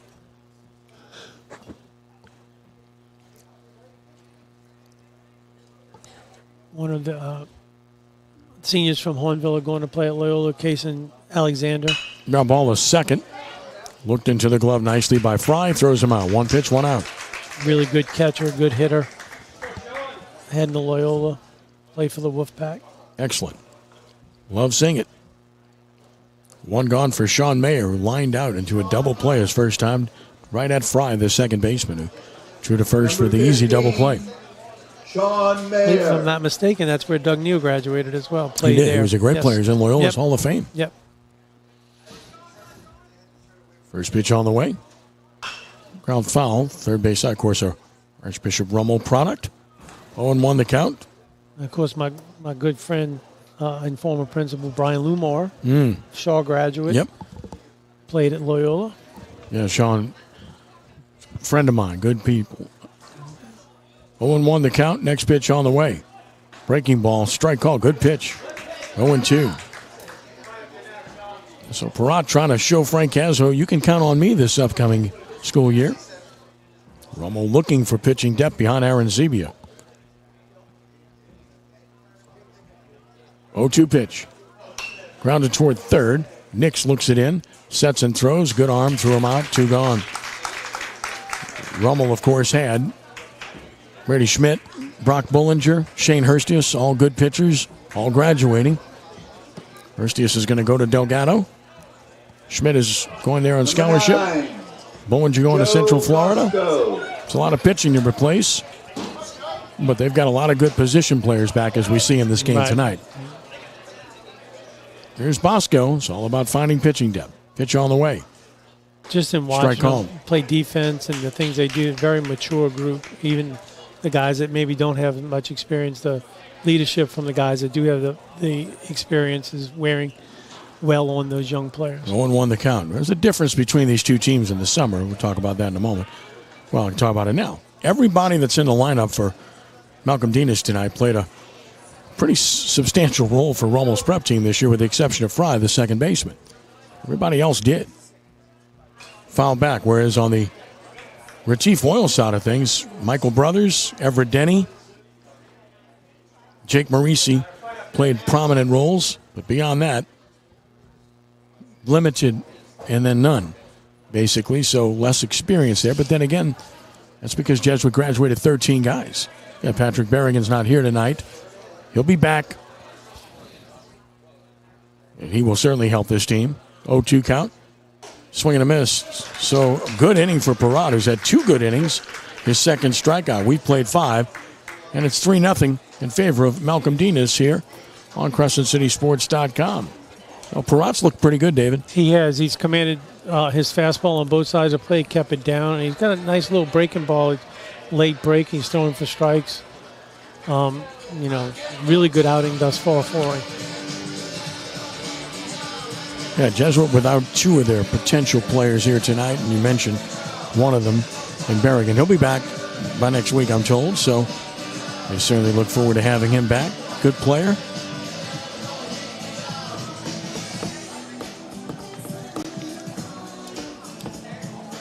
And back to the mound goes Maciulewski to work into his 3rd inning.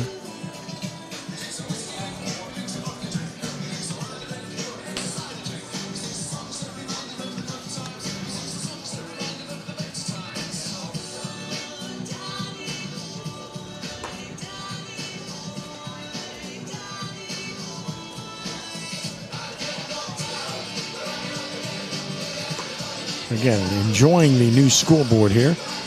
Much more prominent display. Big, bold letters and numbers. And every time I come here, I think of John Ryan, who became a friend and a wonderful guy we lost last year. Super guy. He was a heck of a high school pitcher at Jesuit back in his time, and then at Tulane. And his legacy lives on with the beautiful gift he gave his alma mater, which serves this community in great fashion. Right fielder, Gavin Kennedy. Here's Gavin Kennedy. He's been a load to deal with. He's walked twice and singled and stolen a base. He took it high, as mentioned. I just think he's the perfect leadoff guy. 1-0 the count. He certainly handled it well tonight, for sure. 1-0 pitch. Swinging a little looper towards short. Should be caught, and it is. Sliding lookout. Marisi caught it, and Donnelly had to leap to avoid him. Good thing he did. 1 out. get Kennedy for the first time. Here's Ryan, who's been hit by pitches twice, scored a run, and he struck out swinging. Big strikeout back in the fourth, left two stranded.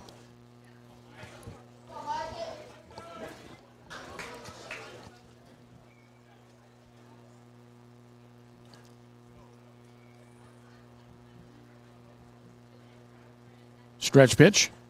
Breaking ball strike. Macielewski gets ahead. He's showing a good curveball here. Again, these young pitchers trying to show their coaches that they can be counted on and utilized in the upcoming school year on both sides. Yep. 0-1 pitch. Down and out. Ryan took it. Ryan's used that very noticeable orange bat all year long. 1-1 the count. Stands out a little bit, doesn't it? It does. Ball and a strike.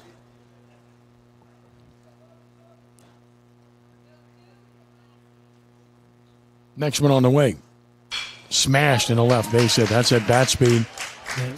Sounds a little different coming off his bat, too, doesn't it? Yeah, that was a fastball in under his hands. He got his barrel out and hit it very hard between the shortstop and third baseman.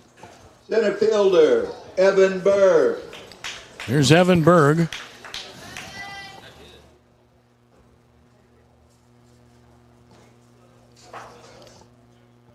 Berg popped out twice and grounded out once.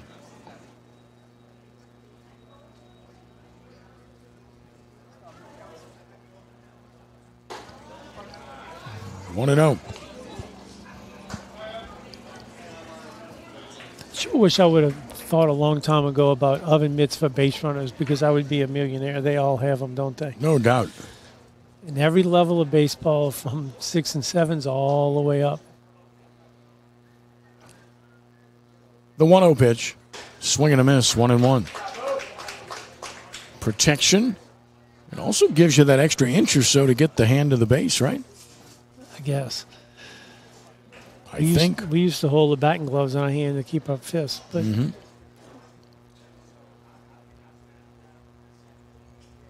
Ball and a strike. Runner goes, pitches down, no throw. So the stolen base parade continues as Ryan steals second. 7 stolen bases for Malcolm Dienes in this game. I mean, that's amazing against a Jesuit-based team. You don't see that. No. But this Rummel team can run. They've got a lot of guys, as mentioned earlier, that can run. It's a good weapon to have. Outside and low. A pitch missing. It's 3-1. To Berg, who has a good count to look for a pitch he can drive here.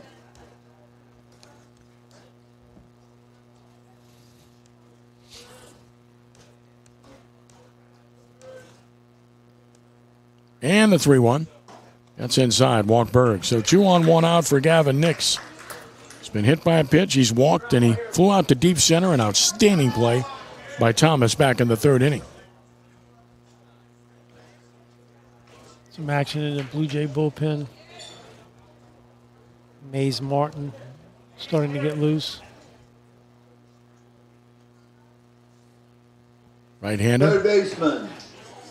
Here's Nix. Looking to strike a blow here.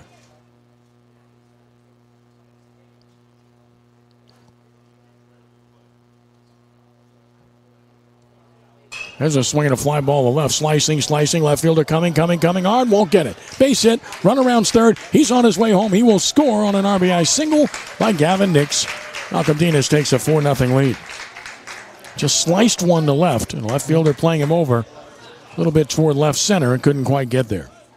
Perfectly placed, and the runner at second, Ryan, got a great jump. He saw that the left fielder wasn't going to get there and was able to score. So stretch the lead to 4-0. Runner at second now is Berg. Nix at first, still 1 out. And here's Hayden Gennard, who's swung the bat better than anybody on either team.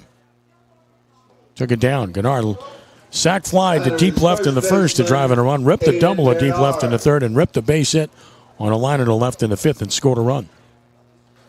Very impressive. Ball and no strikes. The pitch. And he rolls it foul. Rolled over on that one. The third base coaching box. 1-1.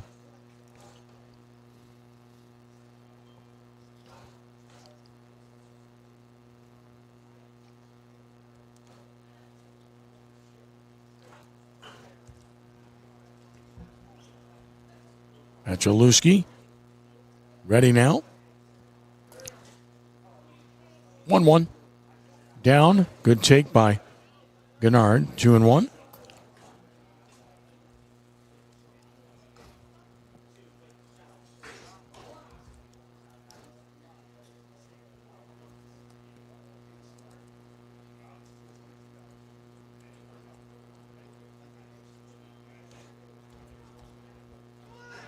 Runners go, pitches a ball in, and another double steal for Malcolm Dienes. As Berg takes third, Nick's taking second. What are you seeing there, David? That's allowing on the pitcher. Yeah. The pitcher one-looked him, and he had a good jump. Catcher had very little chance of throwing him out. I'm running out of space for stolen bases here. So 3-1 now. Pitch on the way. Ground ball hit hard to third. Throw will be to first. Run will score out there. And it's 5-0 Malcolm Dienes. Gennard has his second RBI of the game. Getting that's being able to move runners on stolen bases is always big to put pressure on the defense and allow you to score runs on. Well, you don't have to drive runs in with a hit. You can hit a sacrifice fly or a grounder hard, in the middle with the infield back and get a run that's big offensively for you.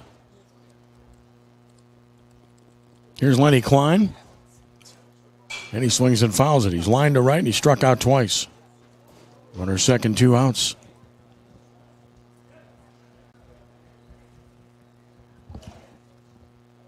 $5-0 game now.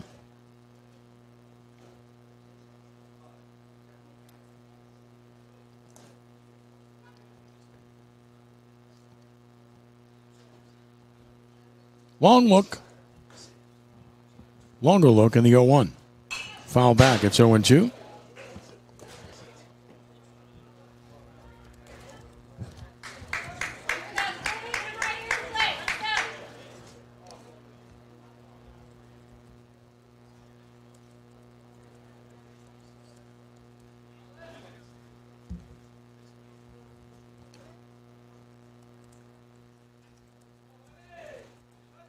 No balls, 2 strikes. And Klein hits it to center, right at the center fielder. Thomas makes the catch. Inning comes to a close, but 2 runs cross the plate on a couple of hits, no errors, and another stranded. That's 10 left for Malcolm Dienes, but we go to the bottom of the 6th, and the Rummel-based team leads the Jesuit-based Retif Oil team 5-0 here at John Ryan Stadium. Oh, Gennard, good at bats every time, right? Yes. He's driven in 2. He's had 2 hits, and if you're asking me right now who you're going to be talking to at the end of this game, I'm thinking it's going to be Aiden Gennard along with Frank Cazzo. Yep. Agreed? Yes. We're on the same page. Does a really nice job. And again, he's a guy that played during the prep season, but he's going to be counted on more now. Playing first base tonight, big shoes to fill, literally, with Brett Centenni, who's a big young man and very talented. I remember our first game last summer, Red Centenni hit one out of Holy Cross a very, very long way. In the opening of the Crescent City League last year. Yeah. And then the rain came. It did come in. Oh, don't remind Chip and Matt about that one. Our opener last year at Holy Cross. Centenni hits one a long way and hits it out of there. Everything's going fine. We get to the 7th inning, and all of a sudden, hello, here comes the rain. It was one of those gully washes. It was ridiculous. It was a scramble time for everyone involved. Somehow managed to save the equipment. I got a little wet, but I felt like a kid again, which is all good. Yep. Well, Connor Perot's been good. 2 shutout innings. He's allowed 1 hit. He struck out 2 since relieving Aaron Sebia, who pitched 3 shutout innings. And here in the 6th, Ryan Saunders is going to bat. Saunders will bat, hitting in the spot that Lesh was in. He took it away, ball 1. Batting is number 16, Ryan Saunders. 1-0 the count.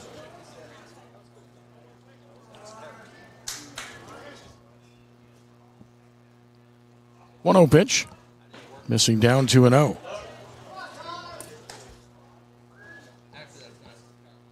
Got the 2 runs. They extend the lead to 5. You want to work the strike zone, make them hit to get on. Don't want to give them any free passes.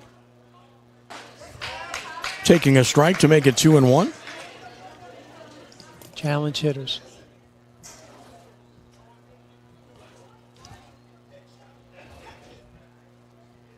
Rod with the 2-1.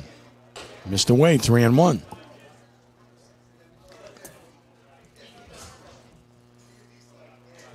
Ball gets back away from the pitcher on the throwback. Hate that. Don't want to make your pitcher have to go walk to go get that ball. Did you happen to see the state championship that ended on the called third strike, ball in the dirt? Yeah, and everybody scored, yeah. Oh, my goodness. 3-1. Fouled out of play, 3-2. I saw it. And the poor second baseman picked up the ball and tried to chase the run, and nobody else was paying attention. Nobody else was paying attention, but that's the catcher. Yeah. And it's on him. 3-2 the count. On Saunders. Payoff. Ground ball toward the left side. Third baseman Rangers to get a nice pick, but now lost it. The Knicks had the play, but lost it in translation. So the leadoff man is aboard here. It's going to be an error on Knicks. Second error for Malcolm Dienes. Playing a new position at third base. Played second, of course, his first 2 years at Rummel. Now we're going to get Sperber to bat for the first time. As Coach Goodlett is using different players now. This is Grant Sperber. Here's the pitch. That's a strike. It's 0-1. Good job by Perrott to come back on that hitter. Get the ground ball. Needs to get another one here.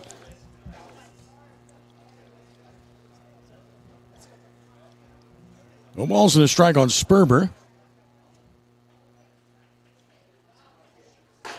Missing away, 1-1.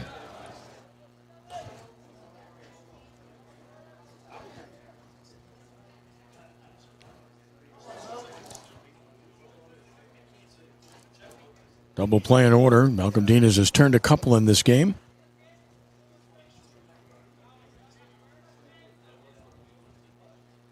One. Foul back. 1 ball, 2 strikes.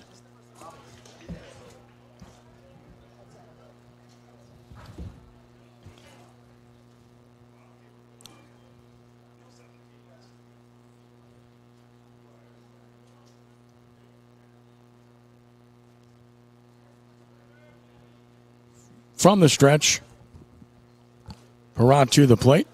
Missed away, 2-2. Just noticing that we haven't had a train pass tonight. I don't think I've ever done a game here where we haven't had a train pass. So I've just spoke it into existence. Where is it? 2-2.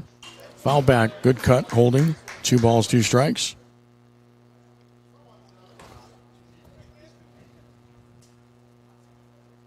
Game started at 6:35, about 5 minutes later than expected. JV game was down to the... Took a while to play, and Jesuit won it in the bottom of the 7th, 3-2 earlier. And the 2-2 is high, so now full 3-2. No action in the Malcolm Dienes bullpen. This is Perrott's game. So he's 3-2 to the second consecutive hitter. The payoff. Fly ball foul, left side. That's not going to be playable. Long run Ramirez, but he's not going to get there. So it holds at 3-2.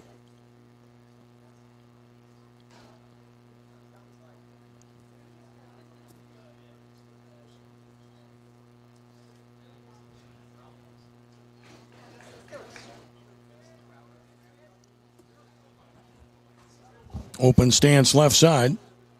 Sperber waits. Runner leads first. The payoff.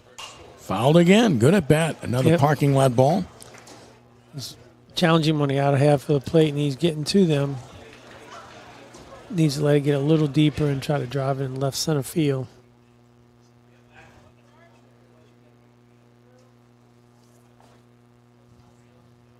Still 3-2. another foul back. What an at-bat. This will be the 9th pitch of the at-bat. He's wearing him out. Good breaking ball there, too. He spoiled it, fighting for another pitch.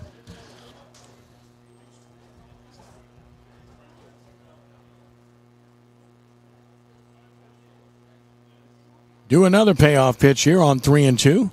And here it is. And he walked him. What an at-bat. Good job. Great job by Sperber. Now, Retif Oil building an inning. 2 on, nobody out. Taking advantage of the error. And then a walk. And now you flip the order. And here's Michael Brothers, who's walked and struck out. Michael Brothers. Key player on their state championship team this past season. Here's Brothers.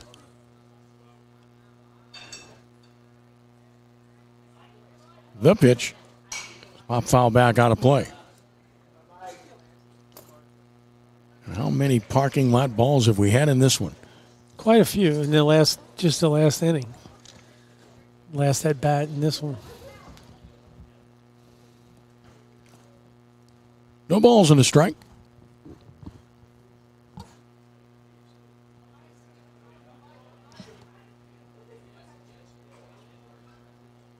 Breaking ball missed away. Kind of telegraphed that one, didn't it? Yeah, that's the last 2 he has. In other words, you can really see. Slows down, huh? Yeah, slowing down, and the way it's going to come out of his hand as a hitter. You can read that one fairly easily. 1-1 the count. And another. That's down and out, so 2-1. And again, the bullpen's going to get busy now. 2 balls and a strike. No action quite yet, though.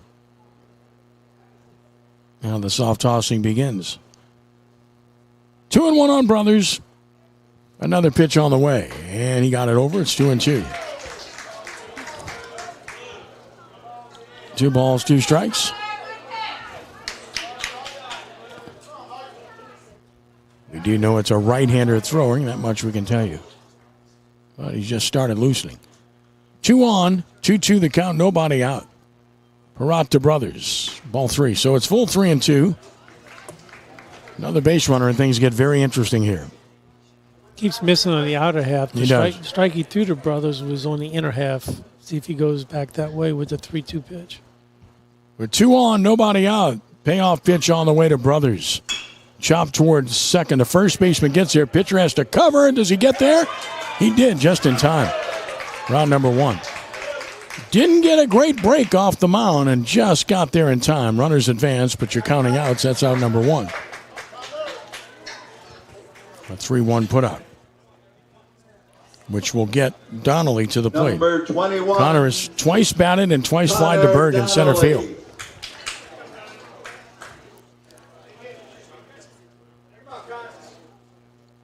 Looks like Coleman Capacey warming in the bullpen for Malcolm Dienes. First pitch on the way. Breaking ball drops in there for a strike. Little front door action to Donnelly. Rummel team will concede a run for an out here, staying back on the infield, up by 5 in the 6th.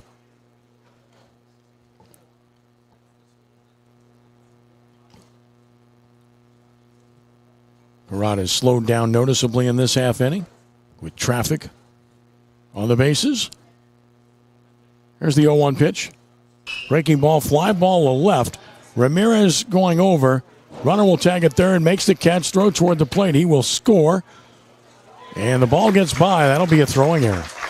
That'll allow a runner to get to third. It's a 5-1 game with 2 outs. That's a ball that has to be cut off there. Was not. So that's going to be the 3rd error on Malcolm Dienes. Has to go as an error because the runner advanced. It wasn't running. Correct. So it's a sac fly for Donnelly. Nix was probably too close to the Number 8. thrower. Everett He wants to be a little Denny. deeper so he has more time to cut that ball off. Because ball that deep, he was not going to throw the runner out at home plate. But you do want to keep the guy off of third. So one negative in this game for Malcolm Dienes. They've committed 3 errors. Here is Denny, who's walked and single, and he has a chance to draw his team closer here with a hit. Pitch from Perrott. Breaking ball strike at the knees. They've scored a run without the benefit of a hit. That's what Malcolm Dienes did back in the first inning.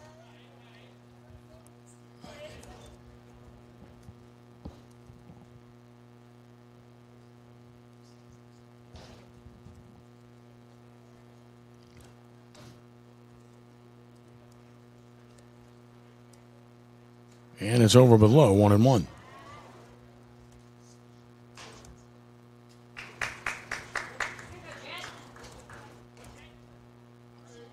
Five to 1, Malcolm Dienes, bottom of the sixth.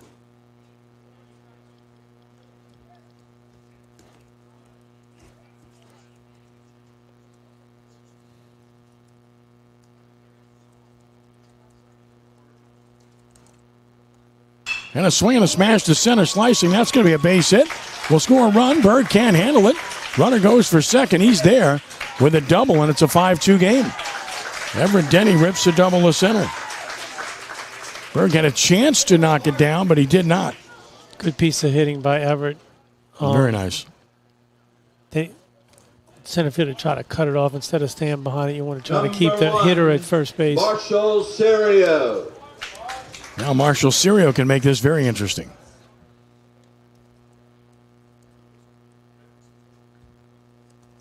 Serio is struck out, grounded into a double play. We're going to get a runner at second. All right, no, it's just Denny putting the glove on. That's all that is.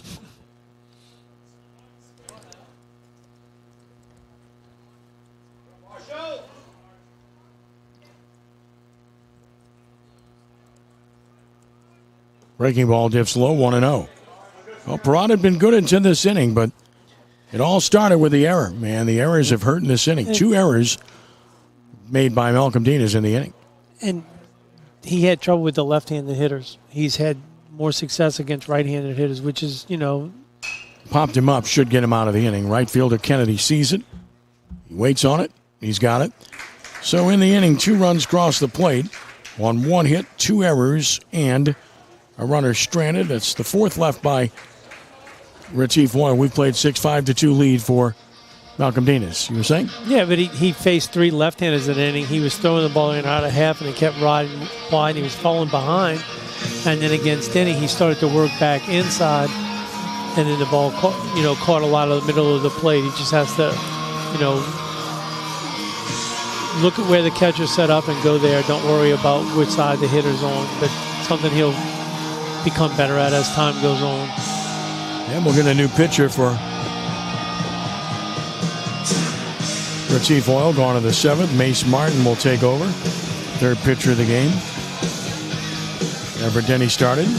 Well, Matt Zalewski came on in relief of him.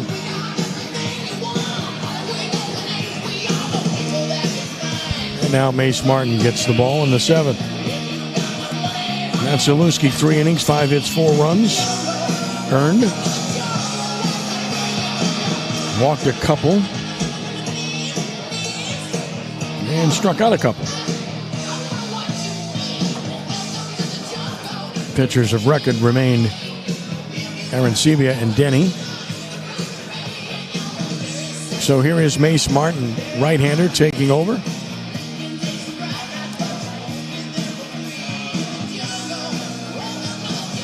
Martin is 6 foot 175, entering his sophomore year. Good experience for Mace Martin here. It'll be up against Perrott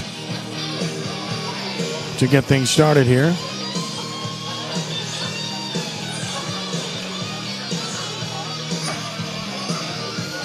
Wilman Ramirez to follow in the 7th inning. A 5-2 lead for Malcolm Dienes. Ken Trahan, David Beaudry, Chip Merritt, Matt Merritt taking care of business for us here for CrescentCitySports.com here tonight.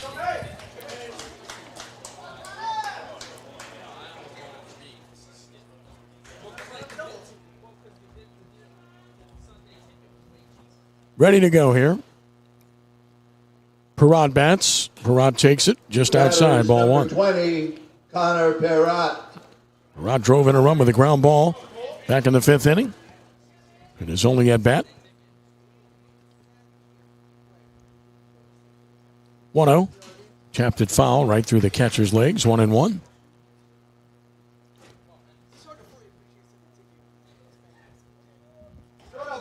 Ball and a strike.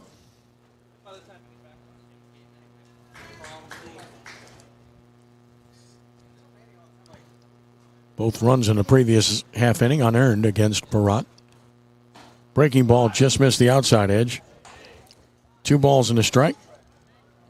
Overall, a passing grade for Perrott in this game on the mound. Absolutely. Threw a bunch of strikes. 2 balls and a strike. Was able to throw his breaking ball for a strike as well. Tap foul behind the plate. It's 2-2. As we have eclipsed the 2-hour mark here. 2 balls, 2 strikes.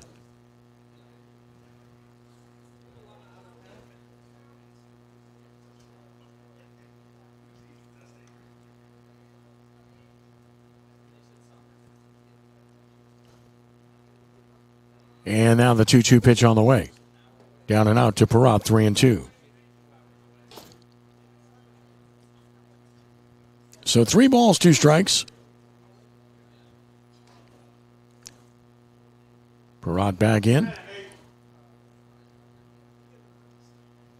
Payoff pitch from Martin. Ball 4. Leadoff walk. We've said that a few times tonight. Yep. And now Brogan Bloom, who is singled, stolen a base. He's 1 for 3. Runner for Perrott. And I'll spot that number. Number 10. Yeah, they're not that easy to spot. Red numbers on the black jerseys. That is Dominic Mendieta, who stole a base earlier. I cheated when he left the dugout. I saw the number. Good for you. Mendieta, good lead. The pitch shows bunt and bunts it beautifully toward first. That's the kind of bunt you want to see. And the move to second with the sac bunt. Well done. Mendieta to second on the sacrifice bunt by Bloom. Next up, And now number 7, Ruben Ramirez, who has a bunt single, a walk, 2 stolen bases, and he's grounded out. That bunt attempt was well executed because the hitter was down on his legs, got the bat out in front of him, and all you want to do is get it down and run hard and sacrifice yourself to move the runner. He did a great job. Stretch and the pitch. That's a strike call to Ruben. Good pitch by Martin. Gotta believe we'll see a different pitcher for Malcolm Dienes in the bottom of the inning. 0-1 the count. Capacey's been throwing for a while. Fly ball to right. Should be handled. Runner tags at second. Catch is made. Runner's going to try for third. Relay throw is not in time. A good base running by Mendieta. On a fly out to right by Ramirez. 2 outs. And now Gavin Kennedy. He's walked twice, singled, and he's popped to short, stolen a base as well.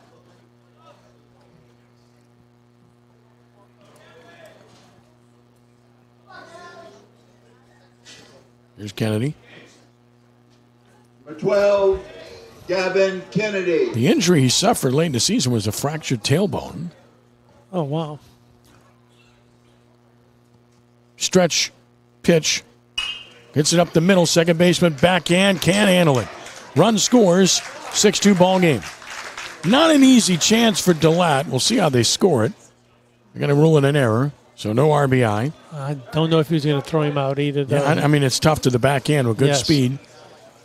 But they give him an error. First error of the game for Retif Oil. It's a 6-2 game now, and Mikey Ryan gets a chance. Shortstop, Mikey Ryan.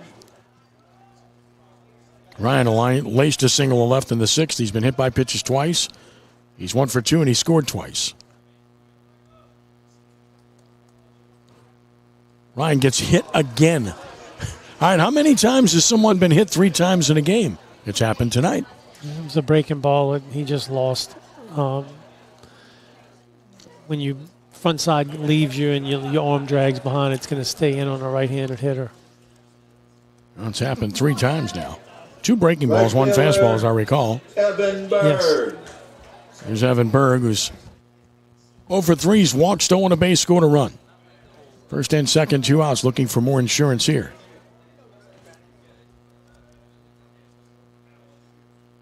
Berg takes it down, ball 1.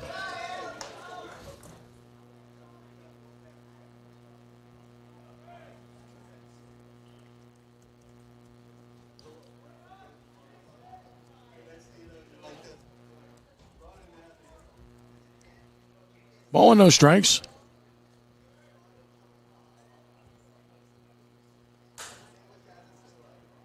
And a chopper up the middle is short. Should end the inning.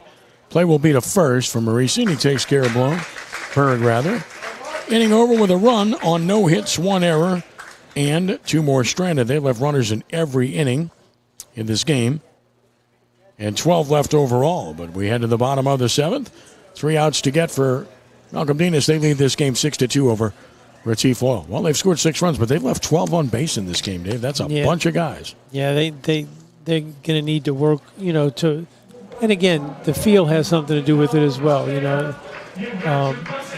some of the balls that are hit hard on the ground, a little bit easier to make that play, but they got to be better with runners in scoring position. So the Malcolm Dienes team 3 outs away from a win. And we expect that's going to be Coleman Capacey taking to the mound, and it is. Hard-throwing right-hander Capacey will take over for Malcolm Dienes. Capacey a couple of years under his belt pitching for the Rummel varsity team. Capacey on the regular year. Worked in 11 games. 2-2 with a 6.21 earned run average. No saves, 14 2/3 innings, 15 hits allowed, 13 runs, 13 earned. The problem? 20 walks in 14 2/3 innings, 21 strikeouts as well. So he's a power pitcher. He throws hard, but it's all about command. He just hasn't been able to master that in his 2 previous years, and they're waiting on it because he has such a good arm. And he's a guy that they really are counting on for this coming season. If they want to be who they want to be, which is another team that can contend for a state championship, they're going to need him to pitch well. We're going to send David down in a moment to go talk to, at this point, Frank Gazzo and Aiden Gennard would be the plan. So we'll see how that works out as we move on.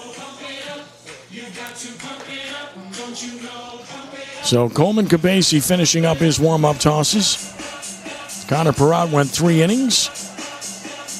And he allowed 2 hits, 2 runs, but they were unearned. He walked 1 and struck out 2. And now Capacey tries to put this one away. And here for Retif Oil, Derek DeLapp will lead it off. He's batted twice and struck out twice. The batter is number 7, Derek DeLapp. There's DeLapp. Ready to go to work.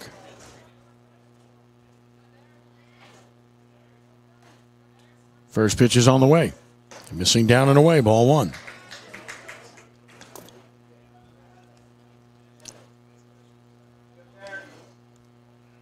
So a ball and no strikes.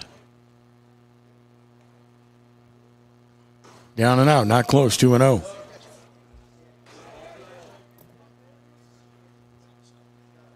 Two balls and no strikes.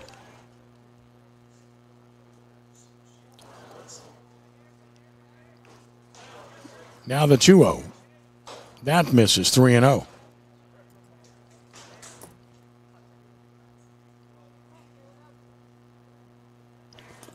Pacey has to throw a strike here. On 3-0, DeLapp will certainly be taking. He does, and it's a strike, and it's 3-1. Malcolm Dean is back in action tomorrow at home at Archbishop Rummel's baseball field against the River Ridge Patriots of John Curtis. Christian. 3 balls and a strike. Stepped out. And the Retif Oil team is back in action tomorrow here at home at John Ryan Stadium against K's for Kids of Brother Martin. 3-1. That's not close, so Capacey's problems, walking hitters, continue to be a problem as he walks the leadoff man. Here's Jake Marisi. Marisi has walked and grounded out. Shortstop, Jake Morisi. All about throwing strike one of your Capacey. To the plate. He cannot. 1-0.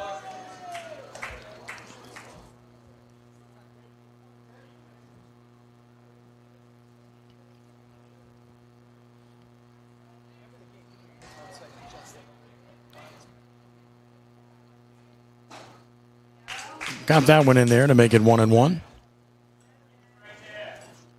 We're in the seventh, 6-2. Malcolm Dienes over Retif Oil. A ball and a strike on Marisi. And the pitch from Capacey. Smashed up the middle. That's a base hit. 2 on, nobody out. Here comes Retif Oil. Marisi lines a single. It all starts with a leadoff walk with a 4-run lead. And here's Sean Mayer, who's lined into a double play and grounded to third. Any good that wants to talk to his young hitter? It's only the third hit of the game for Retif Oil. Malcolm Dienes has 7 hits. Number 15, Sean Mayer. Here's Mayer.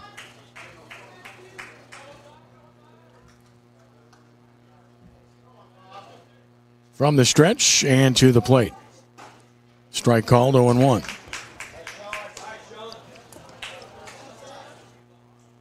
Bullpen busy for Malcolm Dienes. Tip the cap. He's ready, whoever's down there throwing. 0-1 pitch. Breaking ball strike, 0-2.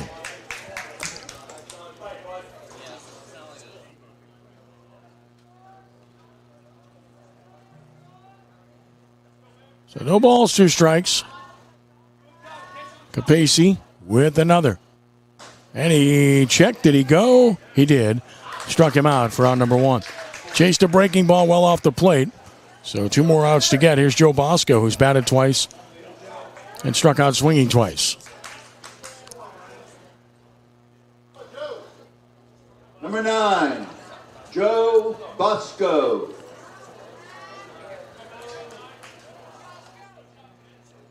Here's Bosco. And here's the pitch. Wild pitch. Runners will go to second and third. And a 1-0 count.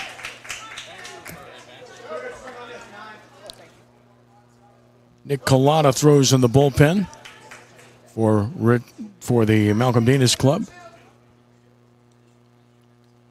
So a walk, base hit, and now a wild pitch. Second and third, 1 out. Bosco waiting. Infield will stay back, conceding a run for an out. Pitch is on the way. Fouled out of play right side. It's 1-1.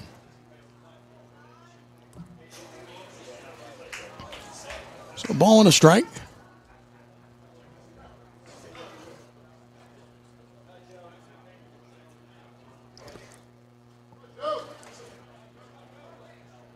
Bosco waits from the stretch. Capacey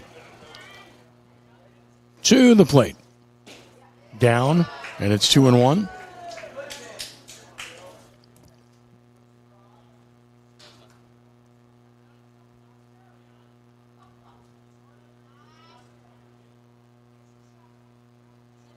Two balls and 1 strike. Next pitch on the way. Chopped toward third. That's a foul ball. And it's 2-2.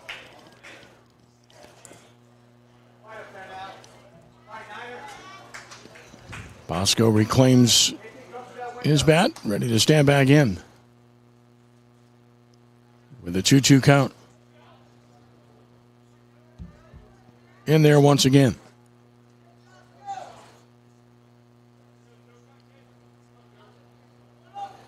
And the 2-2.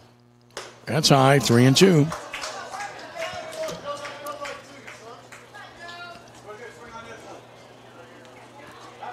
Three balls, 2 strikes. Still only 1 out. Second and third.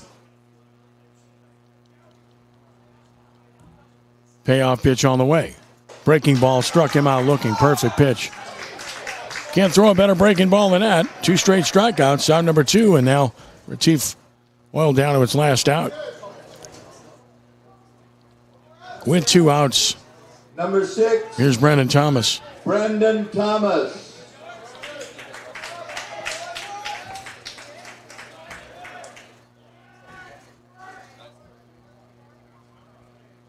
Thomas waits the pitch.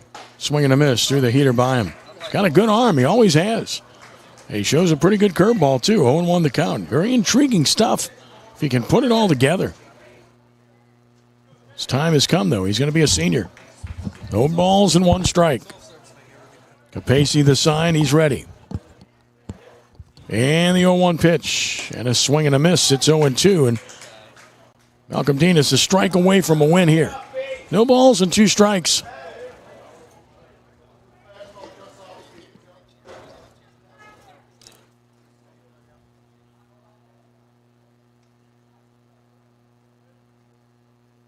From the stretch, the 0-2 from Capacey. And he struck him out looking to end the ball game. Strikes out the side after giving up the walk and the base hit to end the ball game. And Malcolm Dienes has won this game by the score of 6-2 over Retif Oil here this evening. Well, you got to give Capacey a ton of credit for coming back after scuffling initially in that inning. But he battled back and he got his men. Not once, not twice, but with 3 strikeouts to end the ball game and to make his team a winner in their summer league debut this year. So we give you the totals of the ball game for Malcolm Dienes: 6 runs, 7 hits, 3 errors, and 12 men left on base. And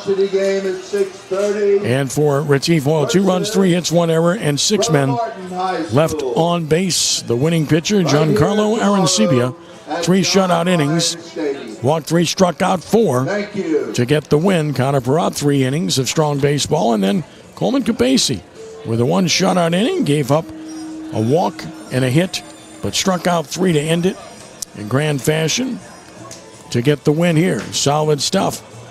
The game took 2 hours and 19 minutes to play, and it's a victory here for Malcolm Dienes by the score of 6-2 over Retif Oil here this evening. And now we'll throw it down to Dave Beaudry, who's standing by with Coach Frank Cazzo. Take it away, David. Dave Beaudry down here with winning coach Frank Cazzo. Frank, the start of the league, what's your goals for this team during the summer?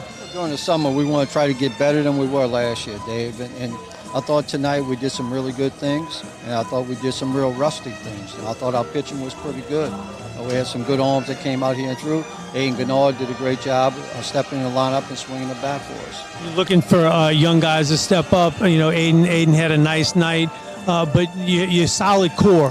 Talk about that core that you have coming back. Well, we got a nice core coming back. You know, we just got to during every game, just approach it like it's a championship game. Just play. I know it's the summer, but we're looking to get better. Well, congratulations, good job tonight, Aiden. Our player of the game, Aiden Gennard. Aiden, what worked for you tonight? Just jumping on the first pitch, hitting the fastball, and if you get behind, just battle and hit the curveball. Now, you have big shoes to fill at first base. Does that put any pressure on you? No, not much pressure. Just you got to just play how you can. Well, good, and you had a nice game today. So, what are your goals as the summer goes on? Be a better leader and get closer to these teammates because we're going to be there all year and we're going to win this thing. Oh, good. Congratulations. Great job.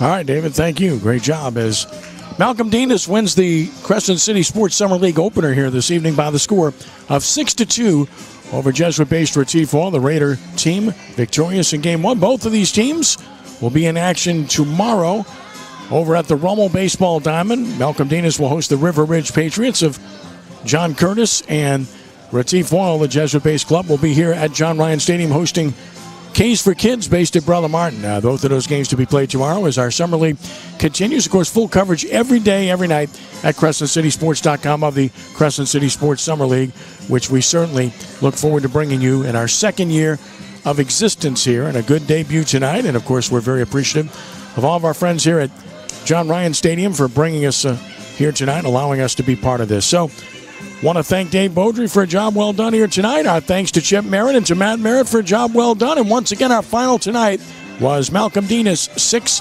Retif Oil 2.